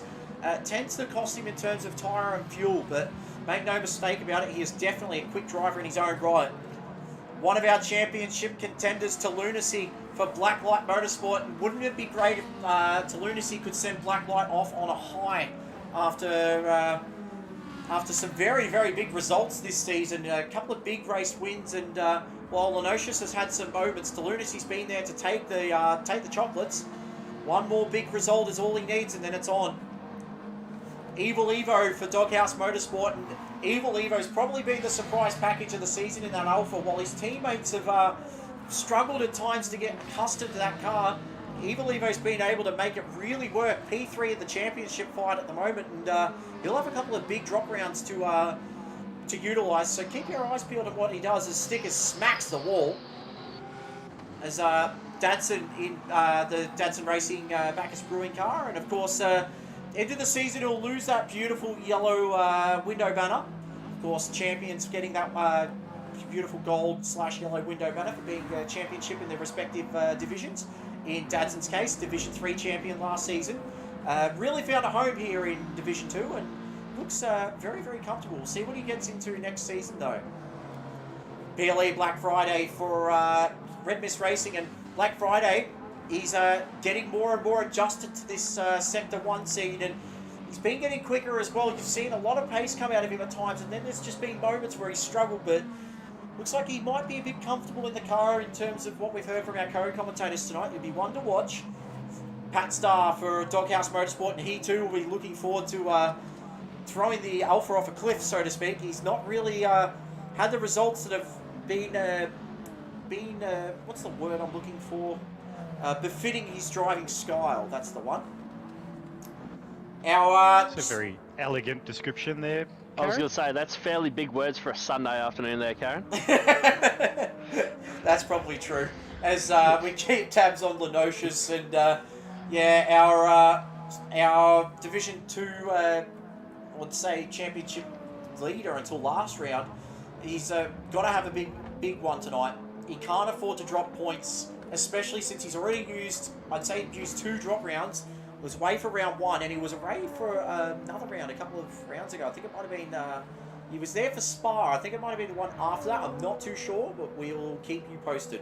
As CGK, also from Icer Esports in the Porsche. CGK's done a fantastic job in terms of getting into Sector 1. He's been in the comms box, done some race directing, and not only that, he's a bit quick on the track too. Very, very home in the Icer Esports Porsche as well. Settled into a very strong squad. As Tim Durags will be the first one across the line. Do you want to maybe jump on board with us, Woody, and explain the lap of Suzuka? Sure, Mr. Karen. Hugging the wall there, heading down to T1, running the Porsche Cayman GT4. Bit thirsty on the fuel. T1 into 3rd gear. Oh no, holds 4th, very frothy. Down to 3rd gear, holds it through. Maintains good corner exit momentum. Now this is the most important point. Running through the first sector, maintaining good momentum through the first sector. Modulating throttle, not blipping the brake too much. Helps with the balance of the Cayman GT4. Very nice, very smooth. Got DP Mario pressuring him behind. I think he'll probably need to move off to the side here. Mario on a very frothy lap. Oh, as Mario's gone off, and he has binned it into the dirt. Very unlucky there, son. So that was a big moment there as, yeah, Mario might have just been catching a bit too quickly there. I think he's ridden the sausage curb on the inside into the double right-hander, and he's eaten the dust. Good sir. And Pruski's chimed in the chat as well. Woody, legend. So Pruski's giving you the seal of approval there, and that's a good sign. Always good to get the Pruski seal of approval. As Stickers has set the fastest lap so far with 2:08.308. That is a surprising lap from Stickers there and a return to 4. That is... I think Woody was right when he said a few of the drivers were holding their cards close to their chest, because in the early practice, one of the quickest laps we saw was a 2:08.8 from Tim Durags in the Porsche, and Stickers has gone exactly half a second faster. Yeah, looking at Tim Durags right now, he's set a 2:08.894 to be P4. That's still a pretty good lap. And Yeah, not going to lie, that's an easy second faster than what I can muster. and that's an instant infinity amount because I haven't practiced. So as the guys are starting to come into the pits now, and Lenosius P2 at the moment, is he going to come in as well? Yes, he is. So one thing we didn't see actually from Division 4, a few of the guys did not, they just kept going. There was not a lot of people that pitted. And I think if you're someone like Evil Evo right now, you could probably run the whole qualifying session with good tyres as Lunacy fires in the shot now, goes P2, 2.8, 3.53. And that's where he needs to be if he really wants to keep the pressure on Lenosius for this championship. Here's the real question though. If you're to Lunacy and you know Lenosius has got everything to lose here, because to be honest, Lunacy still got 2 drop rounds in the bank. He's had a couple of really scruffy rounds. I think Willow Springs was one where he really struggled. If you're onto Lunacy, if you finish behind Lenosius, do you put the pressure on him from the get-go, or do you, was he's purple through the first sector? You lick the stamp and send it. Pile on the pressure. Yeah, I think that might be a good idea. And Woody, you yourself have been a champion a couple of times now. In to Lunacy's shoes, what's your thoughts? Do you not worry about the championship, or is it at the forefront of your mind, or? I'd be a bit worried about being tactical in terms of drop rounds, because if you're too successful across your season and then you end up having to blow one of your drop rounds on one of your more successful rounds, you'll end up losing a bucket load of points. So I'd be wondering, looking back at my season and going, is it worth doing a full send at this round, or do I just look to consolidate and try and get a nice bucket of points heading towards the last round at Monza? Yeah, and that's going to be a big round as well. We've seen it's a power circuit, Monza, and especially with these GT3 cars, we know how good the Toyota Supra is. And in the hands of Lenosius, it's only been he's only not won a race in it once, and that was at Willow Springs. And he's got a 3-second penalty at the moment. Yep. Speaking of which, he's been a bit naughty on that pit lane exit. He has. I was just riding on board Lunacy there on that flying lap, and unfortunately he went through the back straight, 1.5 tenths down. So not going to be a great lap for him this time around, but still got enough time for another one. How's his tyres at the moment? Did he pit? He pitted first out lap, I believe. He was the only one that pitted on the first out lap, so he slightly alternative strategy. He started qualifying on the medium tyres, so maybe that gives us a bit of insight on what he plans on doing for the race. So 0.04 of a second at the moment between Stickers and Lunacy. Stickers about to start his final flying lap now. Everyone should get across for one more lap as Racefan goes to P4 now. 2:08.633. That's a strong lap. It's only no time at all covering the top 5.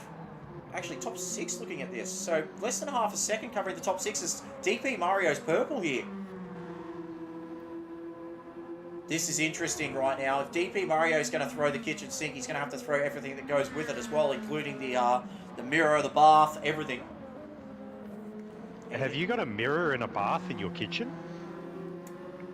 Maybe. Anyway, we'll gloss over that later. As DP Mario, he's not purple over the second sector, heading into the hairpin now, but he's definitely going to have a tow from PLE Black Friday, who's a bit of a surprise at the moment down in P10. Thought it might be a bit higher than that. Can't say I saw that happening. He looks like he's been struggling a little. He's had a 2:10 on his first flyer, and then subsequently done a 2:27 and a 2:17. So he's had a bit of a horror qualifying session, to be honest. As he's coming out of Spoon onto the back straight, I'll just keep an eye on his sector split, see how he's tracking this time around. So Evil Evo and Tim Durax will be the first to cross. Oh no. Lenosius was purple, second sector, he was a 10th purple, and has subsequently blown it at speed curve, and he's gone full driving after that as well. Unlucky on Lenosius. So Lunacy's about to cross the line. Black Friday's on for a good one here. He's definitely not going to be P10 for the start of the race. Yep. Can he go under 2:10? Oh, it does a 2:08.3. puts himself into P3. Well done, mate. Nice. Oh, Mario got P5 as well, so that's a good time by DP Mario there. 208.440. Who have we got crossing the line? So race fans, he's going to be the last one to go across. I don't think he's going to improve. No, he's had a bit of a shocker this one around. He's 2:10 lap time now. He knows it. He's backed off. So since round 2, I believe, pole position goes to Stickers. That is a phenomenal qualifying effort there by Stickers. And we will just gloss over that on our qualifying results, as I can bring them up right here. As Stickers takes pole position with a 2:08.308, 0.04 of a second behind is to Lunacy. That's critical, as PLE Black Friday splits him and his championship rival, Lenocious, who finishes P4. DP Mario 5th position, and look at the top 5. Less than 2/10 in between that top 5. That is close. Less than a second in the top 9. Wow. Race Fan P6, Evil Evo starting from 7th, Tim Durags from P8, Dadson in 9th, Crazy Cook Kung Fu in 10th, Pat Star will start P11 as well after all those niggles from the Doghouse car. That is qualifying run and Division 2, and boys, that was bloody good. That was tight. I don't know what to say. Do you got any thoughts on that one, Luke? Well, the next sentence out of my mouth I can't say yet because it's not quite 9 o'clock, but that was an absolute cracker of a qualifying session. Oh, no, I think I know what you're about to say, and I think Woody would agree. When there's half a second, or just over half a second separating the top 8, you know the race is going to be on because there's qualifying pace and then there's race pace. So even the guys who have finished a little bit further down, like Race Fan, Evil Evo, and Tim, in that McLaren and the Alpha and the Porsche, their race pace is fairly steady. Like that Alpha really looks after its tyres, so it can run the same lap time again and again and again, and it can do it longer than pretty much any other car on the grid. So I wouldn't be at all surprised to see Evil Evo on the podium tonight. Ooh. Please don't jinx him. Please don't jinx him. Please don't jinx him. And Woody, any thoughts on that, quali?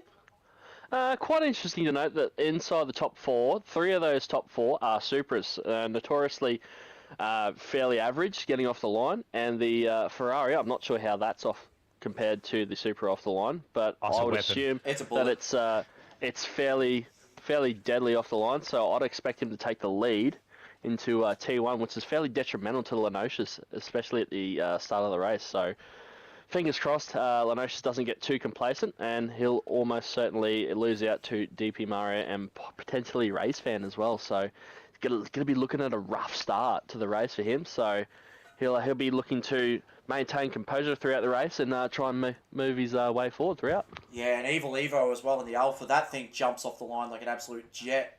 As DP Mario has just fired in a tyre update from Black Rose and said they've got no tyres left for this race. So they might be starting off on a used compound for the whole race. Speaking of the race, we might as well get that one underway, I reckon, Luke. So whenever you're ready, hit your big red and orange button. Yes, the orange paint does appear to be wearing off a little bit. I'm going to have to get something better than this quick dry stuff I've been using. So strap yourselves in, guys. This is going to be an absolutely fantastic race as we farewell the GT4. This is going to be a pretty sad race. Our final one in the GT4 car as we head down to the track now. And you see Stickers starting from pole position. To Lunacy will start from P2. As we line up on the downhill section of the front straight. To Lunacy gets a big jump off the line, but Stickers has matched him in the second half of the start. They'll run their way down to turn 1 now. DP Mario looks aggressive on the inside. Lunacy's going to throw it up. Can he get it done? Stickers wants to argue the case. Lenocious is right behind. It's been a great start by the 2 championship protagonists, but Stickers will hold on to the lead. He needed to do that. Yeah, very clean. Very clean, very well behaved. I'm very impressed as a race director. Just keep it up, boys. We had a bit of a moment at Casio during one of the test starts, so hopefully that doesn't happen again. Early days at the moment, but you can see the pressure Lenocious wants to apply already to Lunacy. He had to get that start nailed. And it looks like just behind the PLE Black Friday is going to have a big move up the inside of Race Fan. Race Fan's gone! DP Mario's also gone deep. He's going to go and miss out. Not sure about that one for Black. It's a fairly ambitious stick the nose in the inside at the Degners there. We'll see if we can catch up on the plate. Oh, we've just missed it. So Race Fan, yeah, just got a little bit of a bump there from PLE Black Friday, and it just did not. Oh. So Dadson getting a bit loose coming out of the hairpin. I just caught a car in the background, very, very sideways, and it was a distinctive black and gold colour. Oh, he's thrown it up the inside of Spoon on Patstar as well. So Patstar's going to run a little bit wide. Dadson up to P10. Race Fans had another bit of a mare at Spoon. He's gone off. I'm not sure if that was assisted or self-inflicted. Tim DeRags is just overtaking him for P7 as we go back up towards the front battle now. Evil Evo. Oh, until Lunacy runs wide. You can hear Woody there. He is just grimacing at that one. Yeah, Lunacy channeled his inner Alonso and decided to challenge stickers around the outside at 130R. Very, very big mistake. And Lenocious has taken full advantage of that and gone into P2. And Lunacy is under fire from Black Friday in the P1. In the T1, sorry. Just quickly, I'll chime in just to give the guys and girls and everyone else. Oh, Black Friday just tried to set it up on the inside of the Lunacy, and he might just pull it off as well. Black Friday, what a advantage just moving to turn 1. He's going around the outside of the S, and he's going to get it done. That's Black Friday up to P3. Great move. Just a little bit of spice for people watching and for yourselves here in the comms box. Just the tyre choice from the drivers. We've got stickers out in P1 on the racing soft. We've got Lenosis P2 on the racing medium. PLE Black Friday on the racing soft. Lunacy on the medium. Evil Evo being challenged by DP Mario on the mediums. Oh, and there's contact as well, and Evil Evo's gone. Ooh, that's a bit how you going. Yeah. He's on the mediums as well. That's a very ambitious move to do on the medium tyres on lap 2, I would think, because they're not quite up to temperature yet. Tim DeRags is also on the mediums, as is Dadson, Evil Evo, Race Fan, as Evil Evo gets very sideways out of the hairpin, allowing Race Fan to just slide on past. Patstar is on the racing softs, and CGK, who looks like he's had a bit of a mare because he's 7.5 seconds off the back of Patstar, he's on the racing mediums. Looks like something's happened there to CGK. For him to be that far down, he's had contact somewhere along the line. Still plenty of time. We saw last race Renegade was able to make his way back up to P7, so it's all not over yet. But back his first lap was a 2:27 compared to, you know, sub 2:20 from the other drivers, so I would suggest something's happened there. Sticker's up in front now as well. He's 1.1 seconds to the good. He needs to absolutely pull while he still can, because we know if he's on the alternate strategy. We saw last race with Womble how it didn't really fare for him in the last race as well. Lenocious in P2, and he'll just settle into his rhythm at the moment. But one thing we need to be keeping an eye on is the Ferrari of Lunacy, just the tyre life, to see if it'll... we saw at Nürburgring, especially in the first round, that the Group 4 Ferrari does look after its tyres quite nicely compared to the likes of the Supra. That will be one thing to keep an eye on in this race, as this top 4 hasn't really spread out too far. 3.2 seconds covering them. And also important to note that the 2 of the soft tyre runners out of the 3 are inside the top 4. Ooh. So there'll almost certainly be a crossover point throughout the first stint, and we can expect the medium tyre runners to start challenging them towards the back end of this first stint, around lap 8, lap 9. Yeah, and I think you're definitely right about that crossover point, because we've seen it's such a critical stage. We saw only one driver in Division 4. Was it? Yeah, one driver in Division 4 start on a soft compound. We've seen quite the mix here in Division 2. I can't remember over the top in Division 1 if there was a lot of mix like this, or... I think you'll find myself ran a soft tyre. I think there was one other in Div 1. certainly From towards... memory, that sounds about right. I think there was just the 2 drivers on the soft compound. Yes. I think it was, was it Hooncorp or Black Rose? I think it was. That, Black ran. Rose, I Yes. think. No, I don't think it's Black Rose. FAF. It was FAF. FAF, Oh. yes. There we go. It's Black Friday at the moment. He is setting purple sectors. This pace is red hot at the moment. Black Friday, he might actually consider throwing a move on Lenosius at some stage, as Lenosius has got a championship to think about, and he's the one with more to lose at this point of the race. Certainly in the early stages, he's taken full advantage of the soft tyre and he has moved up the grid, got himself some good track position early on, and he's made the soft tyre work thus far. As Taking purple lap right there. Yeah, I was about to say, Black Friday, 2:08.6. That's a great lap. Seems to have settled really well into life in Division 2. It's Black Friday. Raced against him a couple of times in daily races and in the Gran Turismo World Series in the past, and he is a pretty competent driver.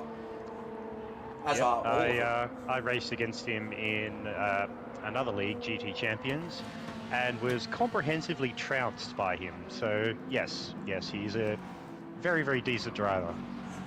Just looking back at the field a little bit, between a rock and a hard place as race fan at the moment. He's got Dadson in front. Oh no!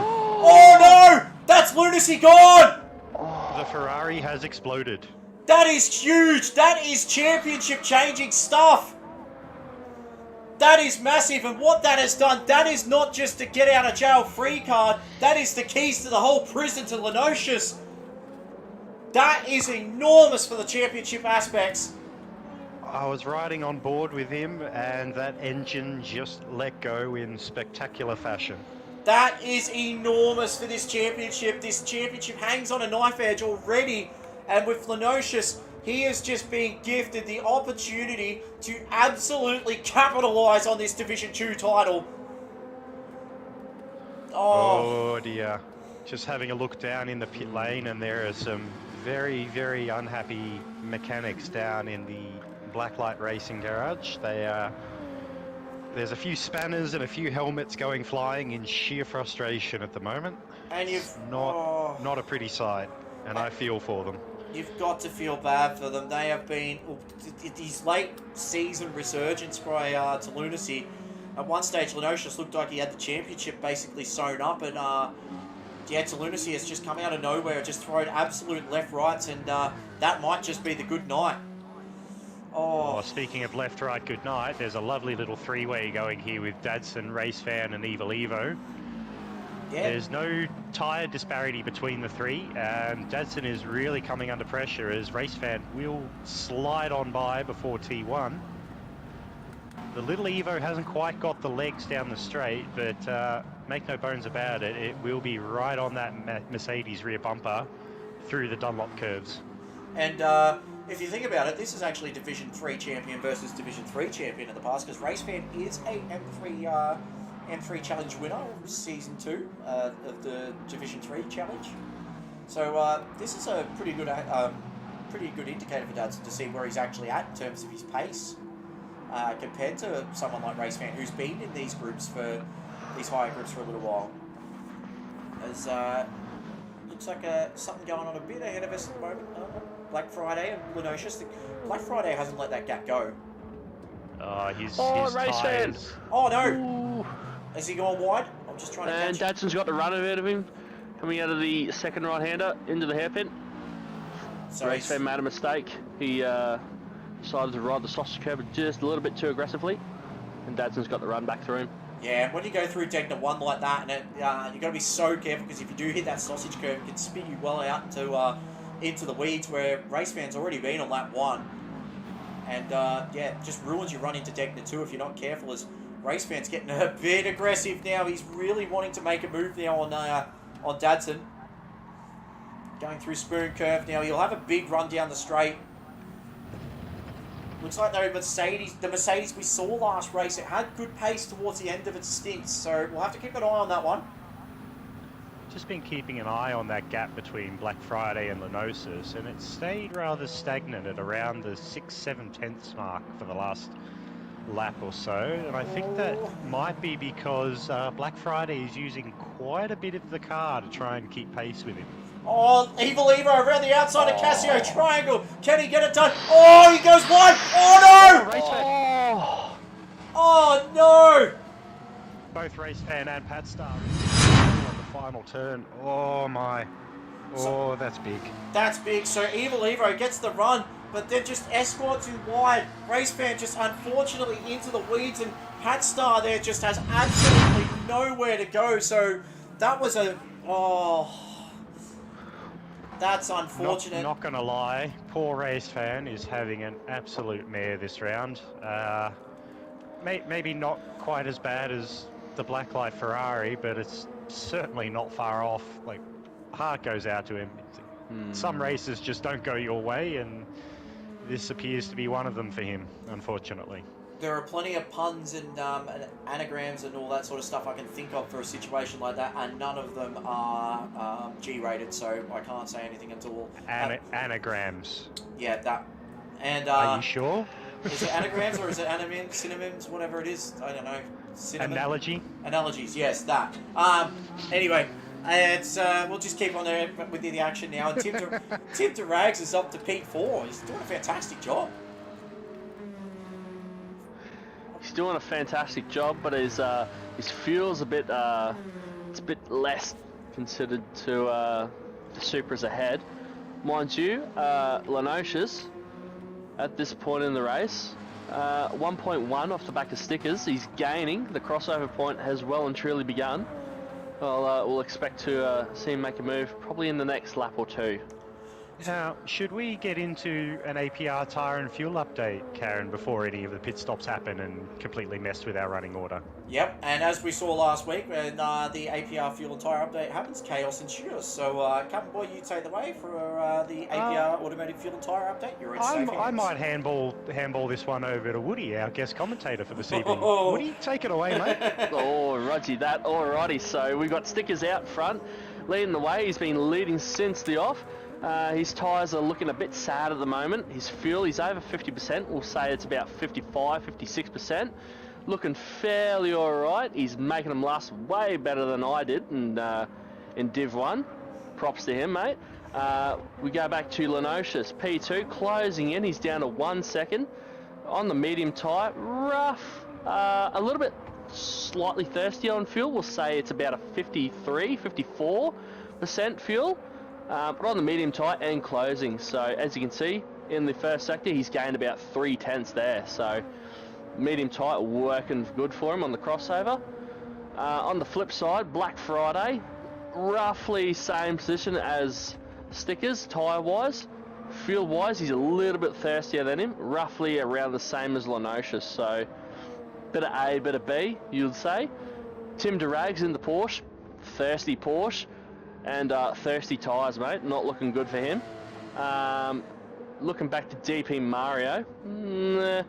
He's a bit thirsty on the right-hand front, but he's making it work on the left-hand front. So, oh, sorry, Evil Evo just absolutely fires it down the inside of Dadson on the hairpin and makes it stick.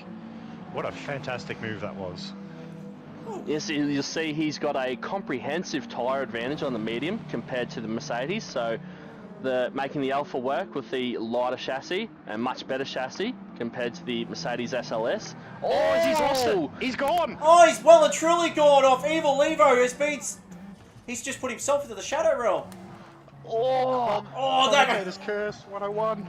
Oh no. See if we can get a replay of that one. That is just, yeah, he's just hit the AstroTurf and gone round.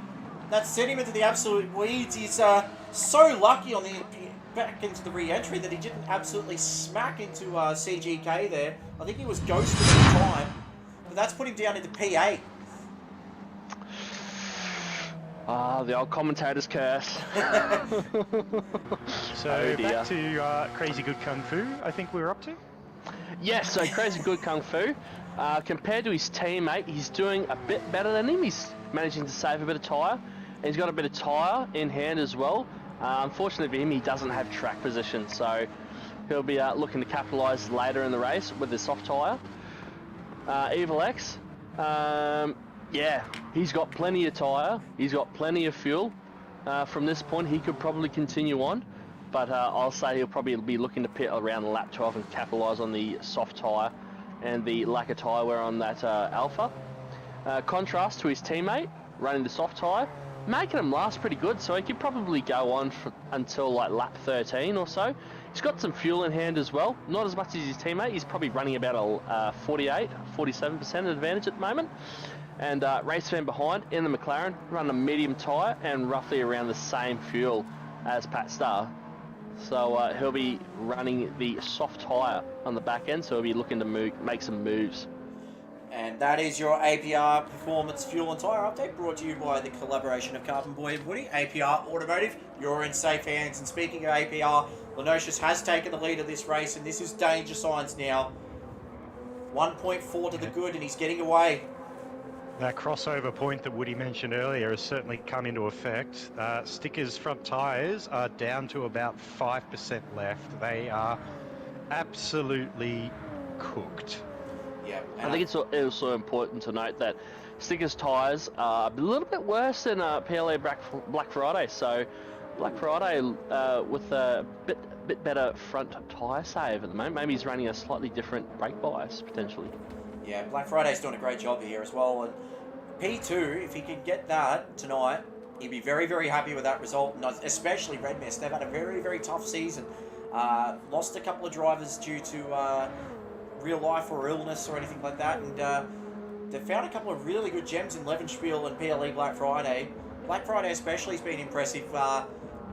He could be a Division 2 championship contender next season.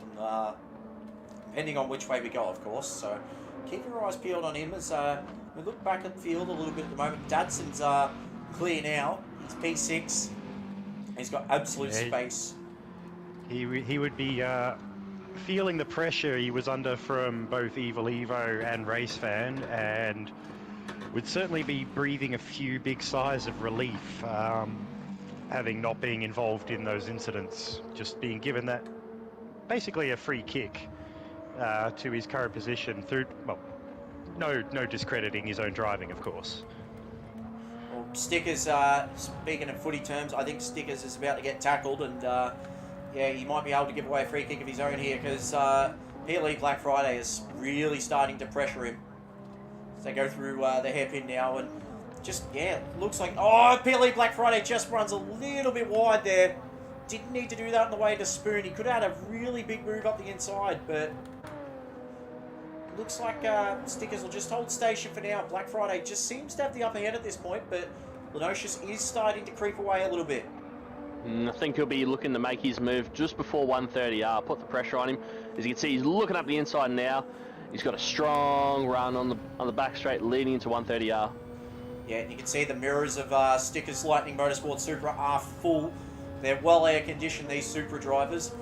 As Black Friday just gives him a little bit of a tart. Like yeah, a little bit of a... Yeah, he's backed out of that. I think he's made the... Oh, Stickers! Both. They both ran wide there. Oh, Stickers breaks late, very late. Black Friday has a big look. Well done, guys. Good racing room being given by both drivers there as they are heading straight into the pits. Oh, that was close. I think that was an opportunity uncapitalised there by Black Friday. He slightly overcooked his entry into 130R and didn't take advantage of the mistake made by Stickers. In doing so, he's made the mistake himself. So do as I say, not as I do. Yep, that's a high pressure situation. A lot of these guys find themselves in Div 2. We know Division 1 is the top tier drivers, of course, but Division 2, these guys make absolutely no bones about it, are always fighting tooth and nail. They'll fight for the last skittle in the bag if they've got half a sniff of it.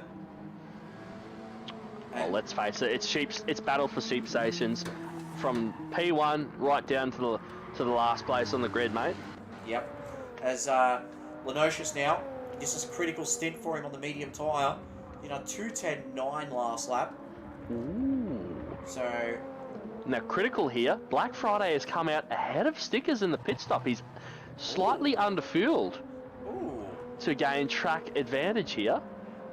Yep, Stickers has brimmed the tank, which he's got 11 laps to run, so he's going to need every drop of that fuel, whereas Black Friday, in the later part of this stint, might see his fuel gauge and get a little bit worried. Yep. And if it's one thing I've learned from these Group 4 cars is it's very, very hard to save fuel at the best of times, and especially if you've got a car that just lacks in power and you need to utilise the most of it. The Supra, it's got power in abundance, but...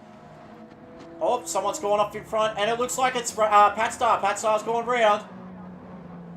Looks like he's just had a bit of an off at the exit of Spoon. Well, not Spoon, the hairpin there. He's managed to come out of it with no damage to the car, fortunately for him, but has allowed Race Fan to slide on past and pick up P7. So Evil Evo at this point now, after that big the big spin at Spoon, he's up to P5. Of course, drivers around him have pitted. And he is still on the soft tyre, isn't he? No, Evil Evo's on the medium. See, if I was Evil Evo now, I'd come in. You could probably run, with that Alpha, you could probably run that soft as long as you dare want it. I dare say he is headed into the pits, as he is. Yep, beautiful work. As Dadson goes around again, so Dadson, P4 at the moment. He's got space in abundance, but he might just need to find something just to get around DP Mario. He's probably... I think Dadson needs to run a slightly longer medium stint here, because looking at what he's done to the front tyres with the medium compound in 10 laps, he would probably be out of front tyres with the softs in about 7 to 8. Ooh. Yeah, you can see the understeer there through the S. What are we calling these? We're calling the S's.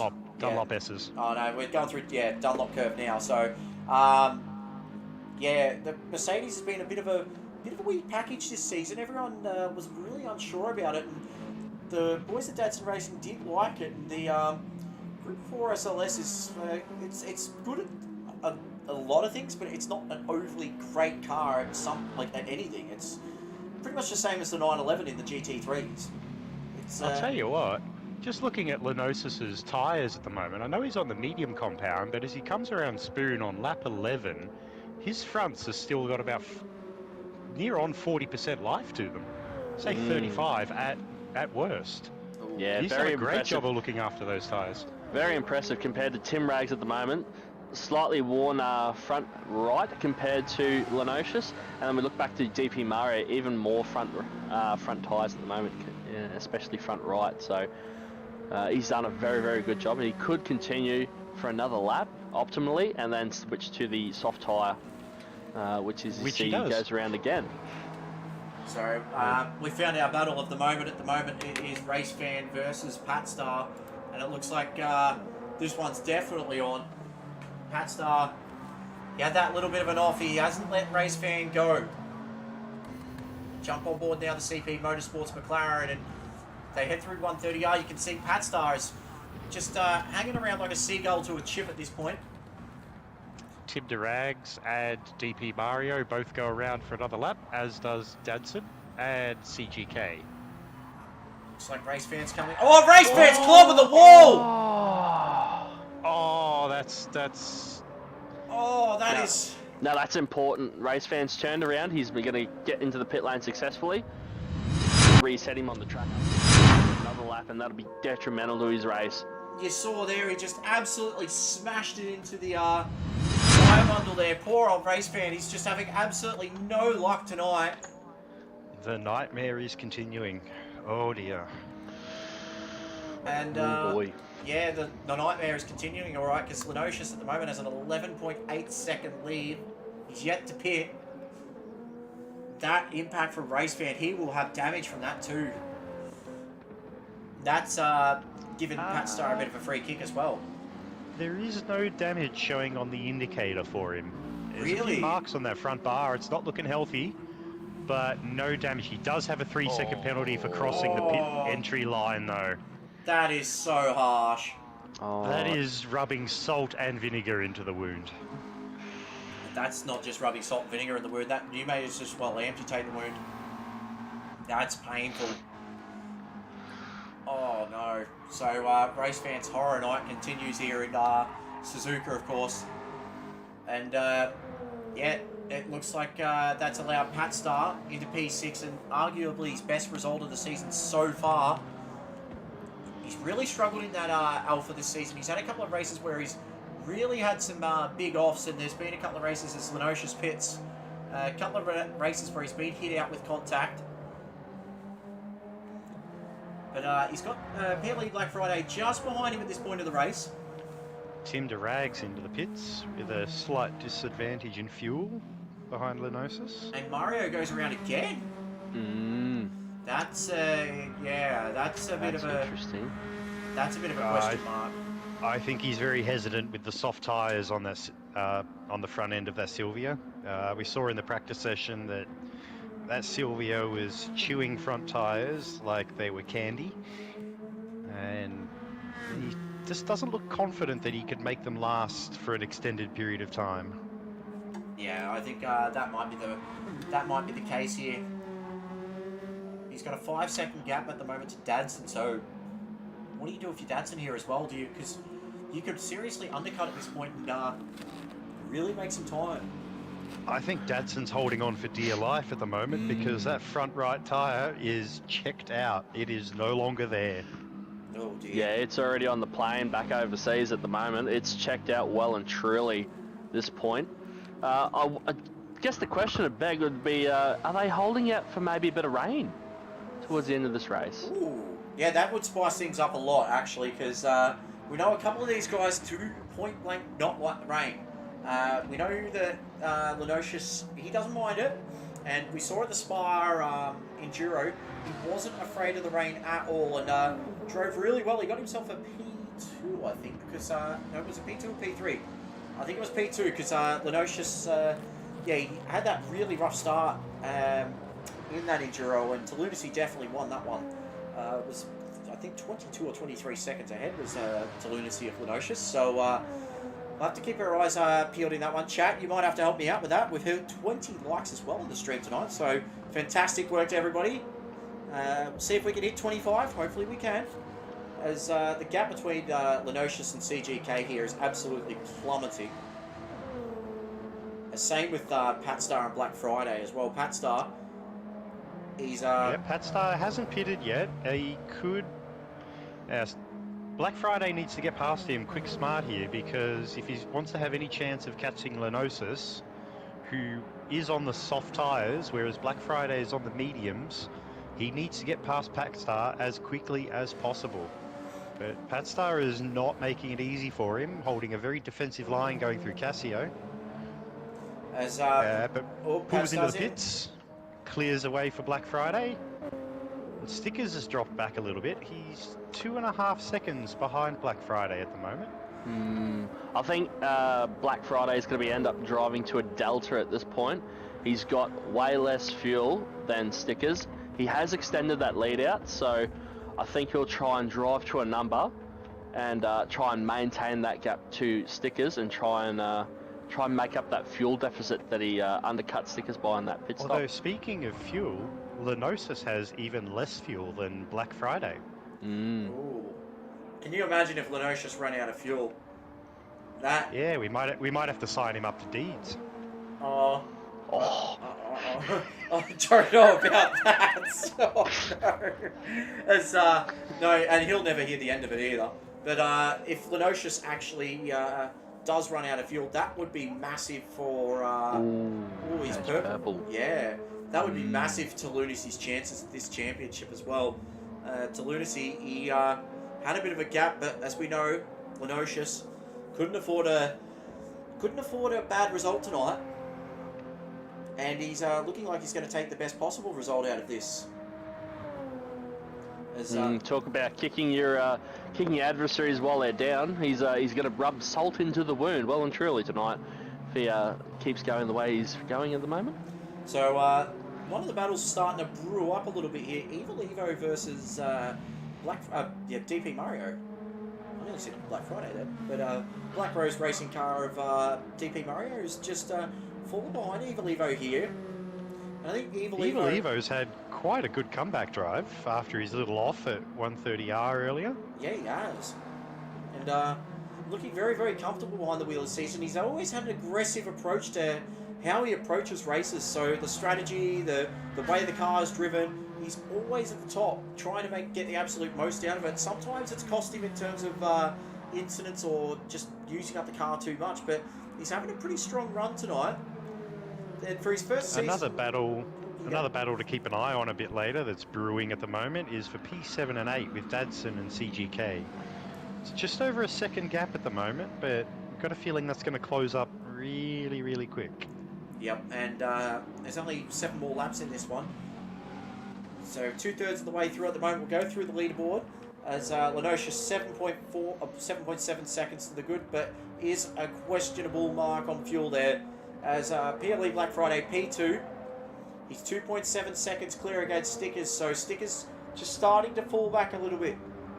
Tim Durag's doing a great job, fastest lap of his race last time out, 2:09.6. He's in P4. Evil Evo in 5th, he's done his fastest lap as well with 2:09.2. DP Mario in 6th position, starting to put the pressure on. Dadson in P7, starting to let the cauldron bubble a little bit because this is brewing between him and CGK. Pat Star down to P9 now, so Pat Star's made his stop. And Race Fan just bringing up the rear. His Horror Night has continued, he's in P10. So it looks like the battle that we're probably looking at the moment is Evil Evo DP Mario starting to clear up, but then there's Dadson and CGK as well. Got to say, with this DP Mario Evil Evo battle, DP Mario, super aggressive driver with a very aggressive car that wears the fronts out very quickly, versus Evil Evo and a car that looks after its tyres incredibly well. And slightly less on fuel, so extremely aggressive driver versus an extremely conservative car. Take your pick. Also, by experience, I can tell you, Evil Evo is also a very conservative driver as well in terms of the way he can look after a car. We've seen some big results come out of Season 7, especially that drive at Spa where he finished P3 on the podium. And he's just been able to make things happen in that Alfa Romeo that we didn't think were possible. It might be questionable that if they had a car the likes of the Supra or the Nissan, that they might be higher up on the grid, but Doghouse chose a car this season for enjoyment, and you can see it's really brought the best out of the squad because they've worked harder than quite a lot of others to get the results they've got, and they're actually quite up there in the team's championship, so I will have a quick gloss over for that in a second. But Evil Evo, he's there or thereabouts at the moment. And especially with the drop rounds coming in, we will have to keep an eye on that because Evil Evo's got a couple that he will need to drop, and he could very well be thrust in the championship mix, and we just don't know it. Just listening to the difference between the two cars going through the S's there, and there's noticeably more tyre squeal coming from the Silvia than the Alfa Romeo. So even though DP Mario pitted later than Evil Evo, he's already at the point where he has the same amount of front tyre wear as the Alfa. Yeah, I'm not surprised by that as we see the battle with CGK now. He's starting to range up to the back of Dadson as they head into Degna 1. Well, so if we look towards the front, Lenosha's has either made a mistake or he's had a bit of a mare on this lap 16. Less than a second between him and Black Friday. Oh, and that was well out to 7. Yep, that's not gone well. But the big thing at the moment as well is Lenosha's has got the soft compound tyre on. PLE Black Friday's on a medium, so it's going to be very hard work for Black Friday. He's going to have to pull out a very top-tier Div 1 stint to keep up. Although we have seen the Supra has the potential to do that. If I were to have a guess, I'd say Lenosis would have been a bit eager on the throttle coming out of the hairpin and had a bit of a tank slapper moment. Negative. I think it was turn 1. He's run a fair bit deep, and he may have overcooked it, and he's had to run wide and rejoin in the first sector. As you can see, 10 seconds down on compared to his fastest lap, which is 2:08.4. Oof. which is also the fastest lap of the race at this point. CGK's starting to really range in on Dadson now. Dadson's going to have to get the elbows out. We know he's not afraid to do that. We saw that last season in Division 3. He wasn't afraid of a fight. But he's got some work to do. Tell you what, Quite a there's large fuel disparity. between Dadson and CGK. Yeah. Ooh. Is there something brewing there? There's nearly 10% in it, with Dadson having, I'd say, about 42, 43%, whereas CGK is probably around the 30% mark and is currently imprinting Morse code on the rear bumper of that Mercedes. You'd think that... Putting some colour change on that, on the back of that black and gold Mercedes SLS. You'd think that if that was the case that he was fuel compromised, he might just sit here for a couple of laps, just try and, you know, be a bit frugal about it, but he might just want to get this done. He seems fairly more confident in mass than you are, Karen. Yeah, I'll not deny that. So, we'll just wait and see how it goes as CGK ranges right up to the back of Dadson now. DP Mario has made his way past the Evil Evo. Ooh, so that's a big one in itself as well. So we'll have to keep our eyes on the Evil Evo tyre life side of things. Because DP Mario, he'll be in real trouble, but Evil Evo, I think he might just be able to just stick with DP Mario here. He's looking fairly healthy for tyres. He's probably about 15 to 20% worn on the front tyres, whereas DP Mario's probably closer to 30. Ooh, so yeah, the last couple of laps that will play its part as Dadson's starting to go a bit defensive here against CGK. Going through 130R, and you can hear the tyre squeal from the SLS, just runs a tiny bit wide.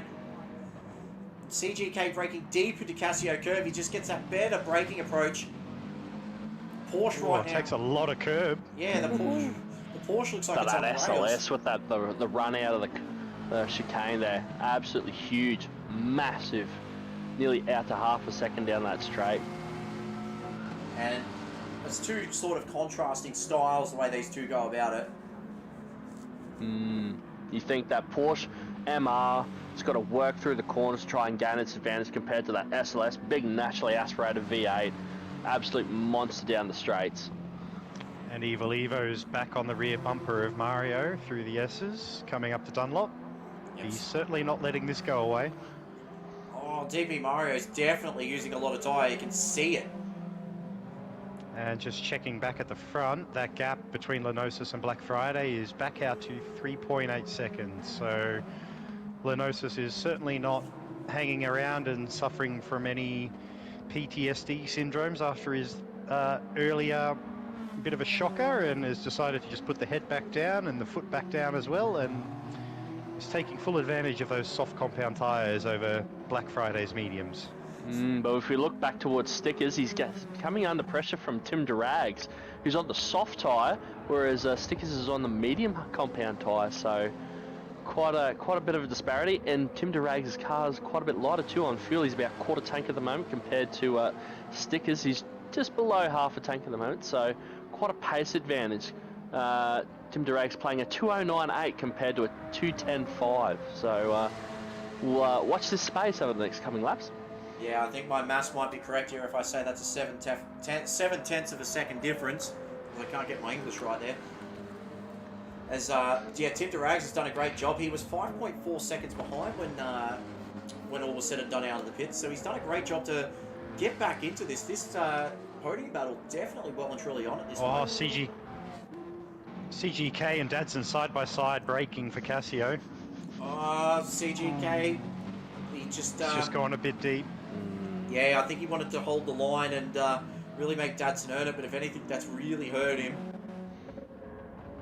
Yeah, virtually put him out of slipstream there, so Porsche's going to have to work hard back through Sector 1 to try and make that time back up. No pun intended. The advantage CGK does have over Dadson is he's got much healthier front tyres. They're both on the racing softs. In another lap or so, Dadson will really be struggling for that front end grip. talking about struggling right now. Stickers has got Tim Durags right behind him. And you can see it through the S's. Tim Durags' car just looks so much more poised. So go through Degda 1 and Degda 2. And you can just hear the tyres squealing from Stickers. Those mediums protesting. Not giving him what he wants. Like it's only a matter of if... No, it's no longer if, it's more when now for Tim Durags. And we know Stickers defensively, he is one of the better drivers in all of Sector 1 in terms of being able to get his elbows out and really make a driver earn it. So Tim Durags is going to have really pull something out of the hat here. Another little battle with a massive tyre disparity is the DP Mario Evil Evo battle, which is still raging on in full force. DP Mario's front tyres are down to about 30% left, whereas Evil Evo has only used about 30%. Oh, DP Mario nearly ran wide there. We'll jump on board now with the Black Rose Racing this and see if we can keep tabs on it. He's going very defensive on the run to 130. Evil Evo's playing the game, showing the nose. He's definitely looking Evil Evo. He's forcing the pressure. Oh, he breaks so deep. He's going to go from nowhere. Contact's being made. But no, that's... Oh. I think he saw the back end of the Sylvia coming up very, very quickly and moved to the inside to avoid the contact. I think Mario might have thought that that was an attempted move, but from my eyes, I don't think that was an intended move. That was just, I don't want to go into the back of the car in front of me. That was as close as it gets as well for... Oh, they've both gone wide at turn 1. They're both off. Mario's gone way, way off. Oh, they're going to be side by side through the S's. Oh, a little bit of contact. That's a little bit of an input shoulder there. But looks like Evil Evo's going to try the switch back. The crisscross is on. Oh, they're side by side through the S's. There is contact galore here, bumping and grinding as they head up towards Dunlop Curve. They're still side by side. Oh, dear.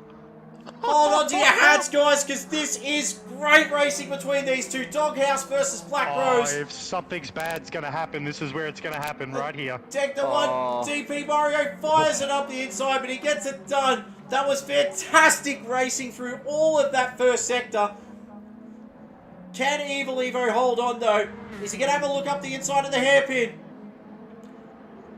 DP Mario goes defensive, but he can't get it done. Evil Evo's going to have to find another way to get that done, but what an incredible battle for that half a lap. That was... Oh, that got spicy. Yeah. And speaking of spicy, you're seeing what I'm seeing? Durags and Stickers? Yep. Battles between third and fourth, fifth and sixth and seventh and eighth are hotting up incredibly towards the back end of this race. And Tim Durags now... He's lightly clipped the grass there on the approach to 130R. That Porsche is really wanting this podium. And Stickers, this is going to be a phenomenal last lap, seriously. We've got 3 fantastic battles. We don't know where to look. Unfortunately, we don't... I'll keep an eye on the CGK Dadson battle if you guys want to keep an eye on the Evil Evo Dadson and the Stickers Tim battle. Unfortunately, we don't have the sky red button, so we're going to have to tune in with the battle for the podium here as Stickers goes defensive. Tim Durags on the outside of turn 1. Really wanted to make magic happen, just couldn't get it done, but he's going to get a good exit here. And we're on the final lap here too, ladies and gentlemen, so be prepared for the gloves to come off. Oh, mate, gloves off, helmets off, suits off, everything but the birthday suit. Oh, Tim, crazy good kung fu down the inside of T1 on Dadson, gets it done. Great move there by CGK. It's Evil Evo and DP Mario. This battle's still going, but we've got to stick with this podium battle. Yeah, unfortunately, Dadson just does not have the tyres left to keep going. I think he might have to settle for a P8 here. Oh, look at the pressure applied from Tim Durags as they go through Degda 2 for the final time. This is phenomenal racing for the final spot on the podium. Lightning versus ISA Esports here. The former reigning team's champion up against one of the new kids on the block. And you can see Tim Durags, he is absolutely just throwing everything at this. As they approach... You go.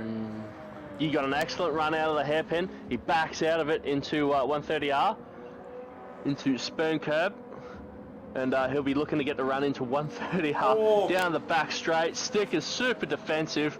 Yeah, Sticker's sort of just parked him up there on the exit, right, sort of Brody Kostecki style on Barbagallo. As they go through to 130R, surely not. You can't make two go through there. As Stickers... And just quietly, Lenosis has just come out of Casio onto the main straight, heading for the finish line. Oh, it's Lenosius. He's going to take the win here. Prime contention for the championship. Oh dear, Tim and Stickers, they've both gone off at Casio. Oh no! Oh no. As PLE Black Friday crosses the line, we've missed that one. Stickers into Rags. Oh, Tim's looped it again. Oh no. Oh, it's gone from bad to worse for him. Oh, What's going on there? And we don't have the GT replay, so I can't get back on it. But Tim DeRags is going to drop all the way to P7, so Stickers in P3, DP Mario in P4, Evil Evo 5th, CGK in 6th. We will have to find out what happened to Tim DeRags. Race Fan and Pat Star, battle for P9, P10. There's battles all over the place. The only person not in a battle is Anocius in this one. And Race We might Fan... have to get the post-race debrief from Stickers or Tim DeRags on what happened there. We might have to get the Sector 1 red button out for all of that, because, yeah, Race Fan crosses the 9. Like, Pete, oh, jeez. The race has gone off! But a massive congratulations does go to Lenosius, and even though we should be excited about that one, we can't be, because there were so many battles up and down the field. Where do we start? Oh. Oh. That is... It's official. The race has gone off. It's absolutely popped off tonight. It's all gone on.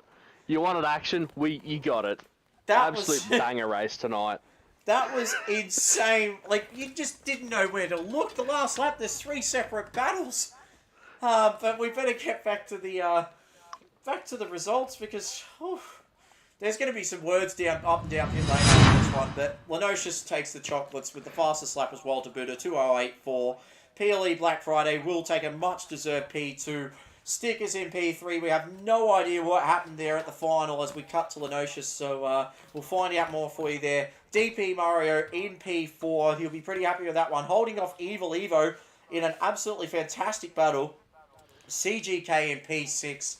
Tim DeRags, what could have been for the podium. Dadson in P8. Just sadly running out of tyre. Race Fan recovering to P9. Ozpatstar in P10, and to Lunacy with that total engine failure, as I've been informed. It's just, horror night for him. Hopefully that hasn't affected his points championship aspirations too badly. He will not finish, and that is Division 2 run and done. Where do you look? Seriously. Mate, I'm struggling at the moment for a Driver of the Day nomination. If YouTube chat wants to fire in with their nominations, that might help me a little. Yeah, I don't know. I'm thinking Evil Evo's a contender for finishing P5 after a sensational comeback drive from a few early horrors. Speaking of early horrors, my sympathies go out to Race Fan. He did not have a great night at all, and I, for one, certainly know how that feels. It's one of those nights where you just think, why did I bother showing up? They're not the fun and no nights. No one likes having those. Putting aside all of my team bias, though, I'm going to put my nomination in for Driver of the Day for Lenosis. Oh. Started a bit further down the grid than he probably would have liked, but ran his strategy, ran it to a T, aside from that little sketchy moment where he lost 8 seconds. But besides that, pretty much flawless race. Oh, I feel sick hearing that. I'm gonna. Hey! I put my bias aside every other race this season. All right. Woody, have you got a pick for Driver of the Day on that one? Oh, look, to be fair, I kind of agree with Carver Boy in his assessment of the grid. So, Lunacy, up until he DC'd, he qualified really well. His race start was really, really good. So you could campaign for him. Tim Durags, he was battling insanely well, battling for the back end of the podium until funny things happened on the last lap. And then Lenocious, first stint, set up his entire race essentially. So I think I'll campaign for Lenocious tonight. He drove exceptionally well. So Lenocious has fired in the chat as well. You can't give me driver of the day if I crashed. Looking through... Want to bet? CGK has said, crikey, what an ending. Bumcracker said, entertaining. Speedy Snoopy said, that was insane. Robert Rice has said, driver of the day, CGK. CGK himself has said, driver of the day, Womble. One race too late there, CGK. Bumcracker said, evil driver of the day. Guru and Speedy Snoopy have said, driver of the day, Stickers. VF has said, driver of the day, evil. I'm actually going to go left field here. I'm going to give mine to Black Friday. Oh, agreed. I think he qualified very, very well. We didn't know what his race pace was going to be like. He presented really well in quality, and then to back it up in a race with a result like that on an alternate strategy, and at one stage having Lenocious on the ropes a little bit. Yeah, great result from Black Friday. So I think Black Friday will get mine. And yeah, whew, that's a good assessment, Brent. That's the best you've done. Anyway, we'll quickly look forward to next round, our final round of the season, Monza. And it is one that is guaranteed to provide championship carnage. We have seen it before, not only in the Drivers' Championship side of things, but in the Teams' Championship side of things as well. It has caused chaos. It is our final GT3 round, and it will be our final round for the season. After that, we've got probably one of our most loved events, the Sector 1 Awards, which I will drop the information on in the next 24 to 48 hours. And it's going to be all... Long story short, special guests, fun racing, then we get one serious race. Everyone sort of lets their hair down a little bit, and we've got our special Sector 1 Awards as well, and there's some fantastic nominees, and... couple of guys will be inaugurated into our Sector 1 Hall of Fame, but that's going to be down the track. So make sure you tune up next week for Division 1, guys. We still have one more championship in Division 3 to be settled, and there's 3 drivers that I still believe are mathematically in it to win it.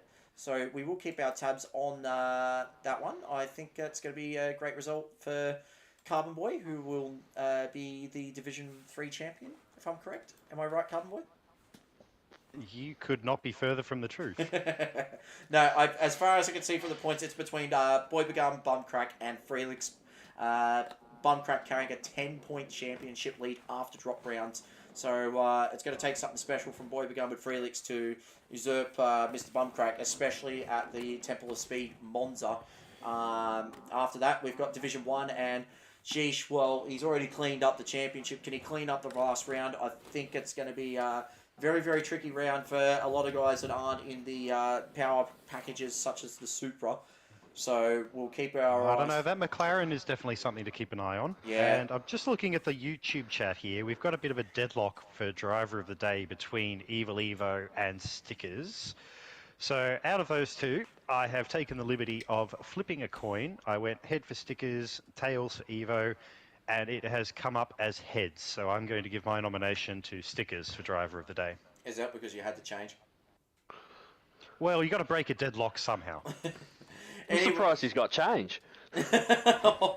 mate, that's all I've got. I've only got coins. Anyway, we better wrap it up pretty quick. It's been a great stream tonight. So first of all, massive thank you does go to Graham, aka Grr, for getting the comms box for Division 4. And big thanks not only to Carbon Boy for hosting Division 2, but for Woody to step in the comms box tonight, first time ever. And I must say, mate, did a fantastic job. Cheers, fellas. Glad to be here, and fingers crossed we might do a few more cameos down the track. Yeah, for sure. And thanks again, Carbon Boy, as well, for hosting and giving us your smooth, elegant tones. You're most welcome. I have fun most of the time. And thank you again, Woody, for coming in and providing an alternate perspective on things tonight. All good, mate. Just glad Brent was factual tonight and was accurate with his analysis. Anyway, massive thank you goes out to all the drivers as well for stepping behind the wheel, especially on Bathurst Day of all days as well. Still had 2 pretty full grids, which is great to see. Big thank you to everyone who watched tonight via the stream. We hit 21 likes as well, which is massive. So we are definitely on the road to 1,000 subscribers, and we hope to get there very, very, very soon. Nearly hitting 600 at this point, and it's grown up quite nicely. Yeah, and we look forward to seeing you in Monza. But that is then. This is now. I am Brent, a.k.a. Karen, signing off for tonight. You've been watching Sector 1, and as always, Karen can't get his maths right. Good night, everybody.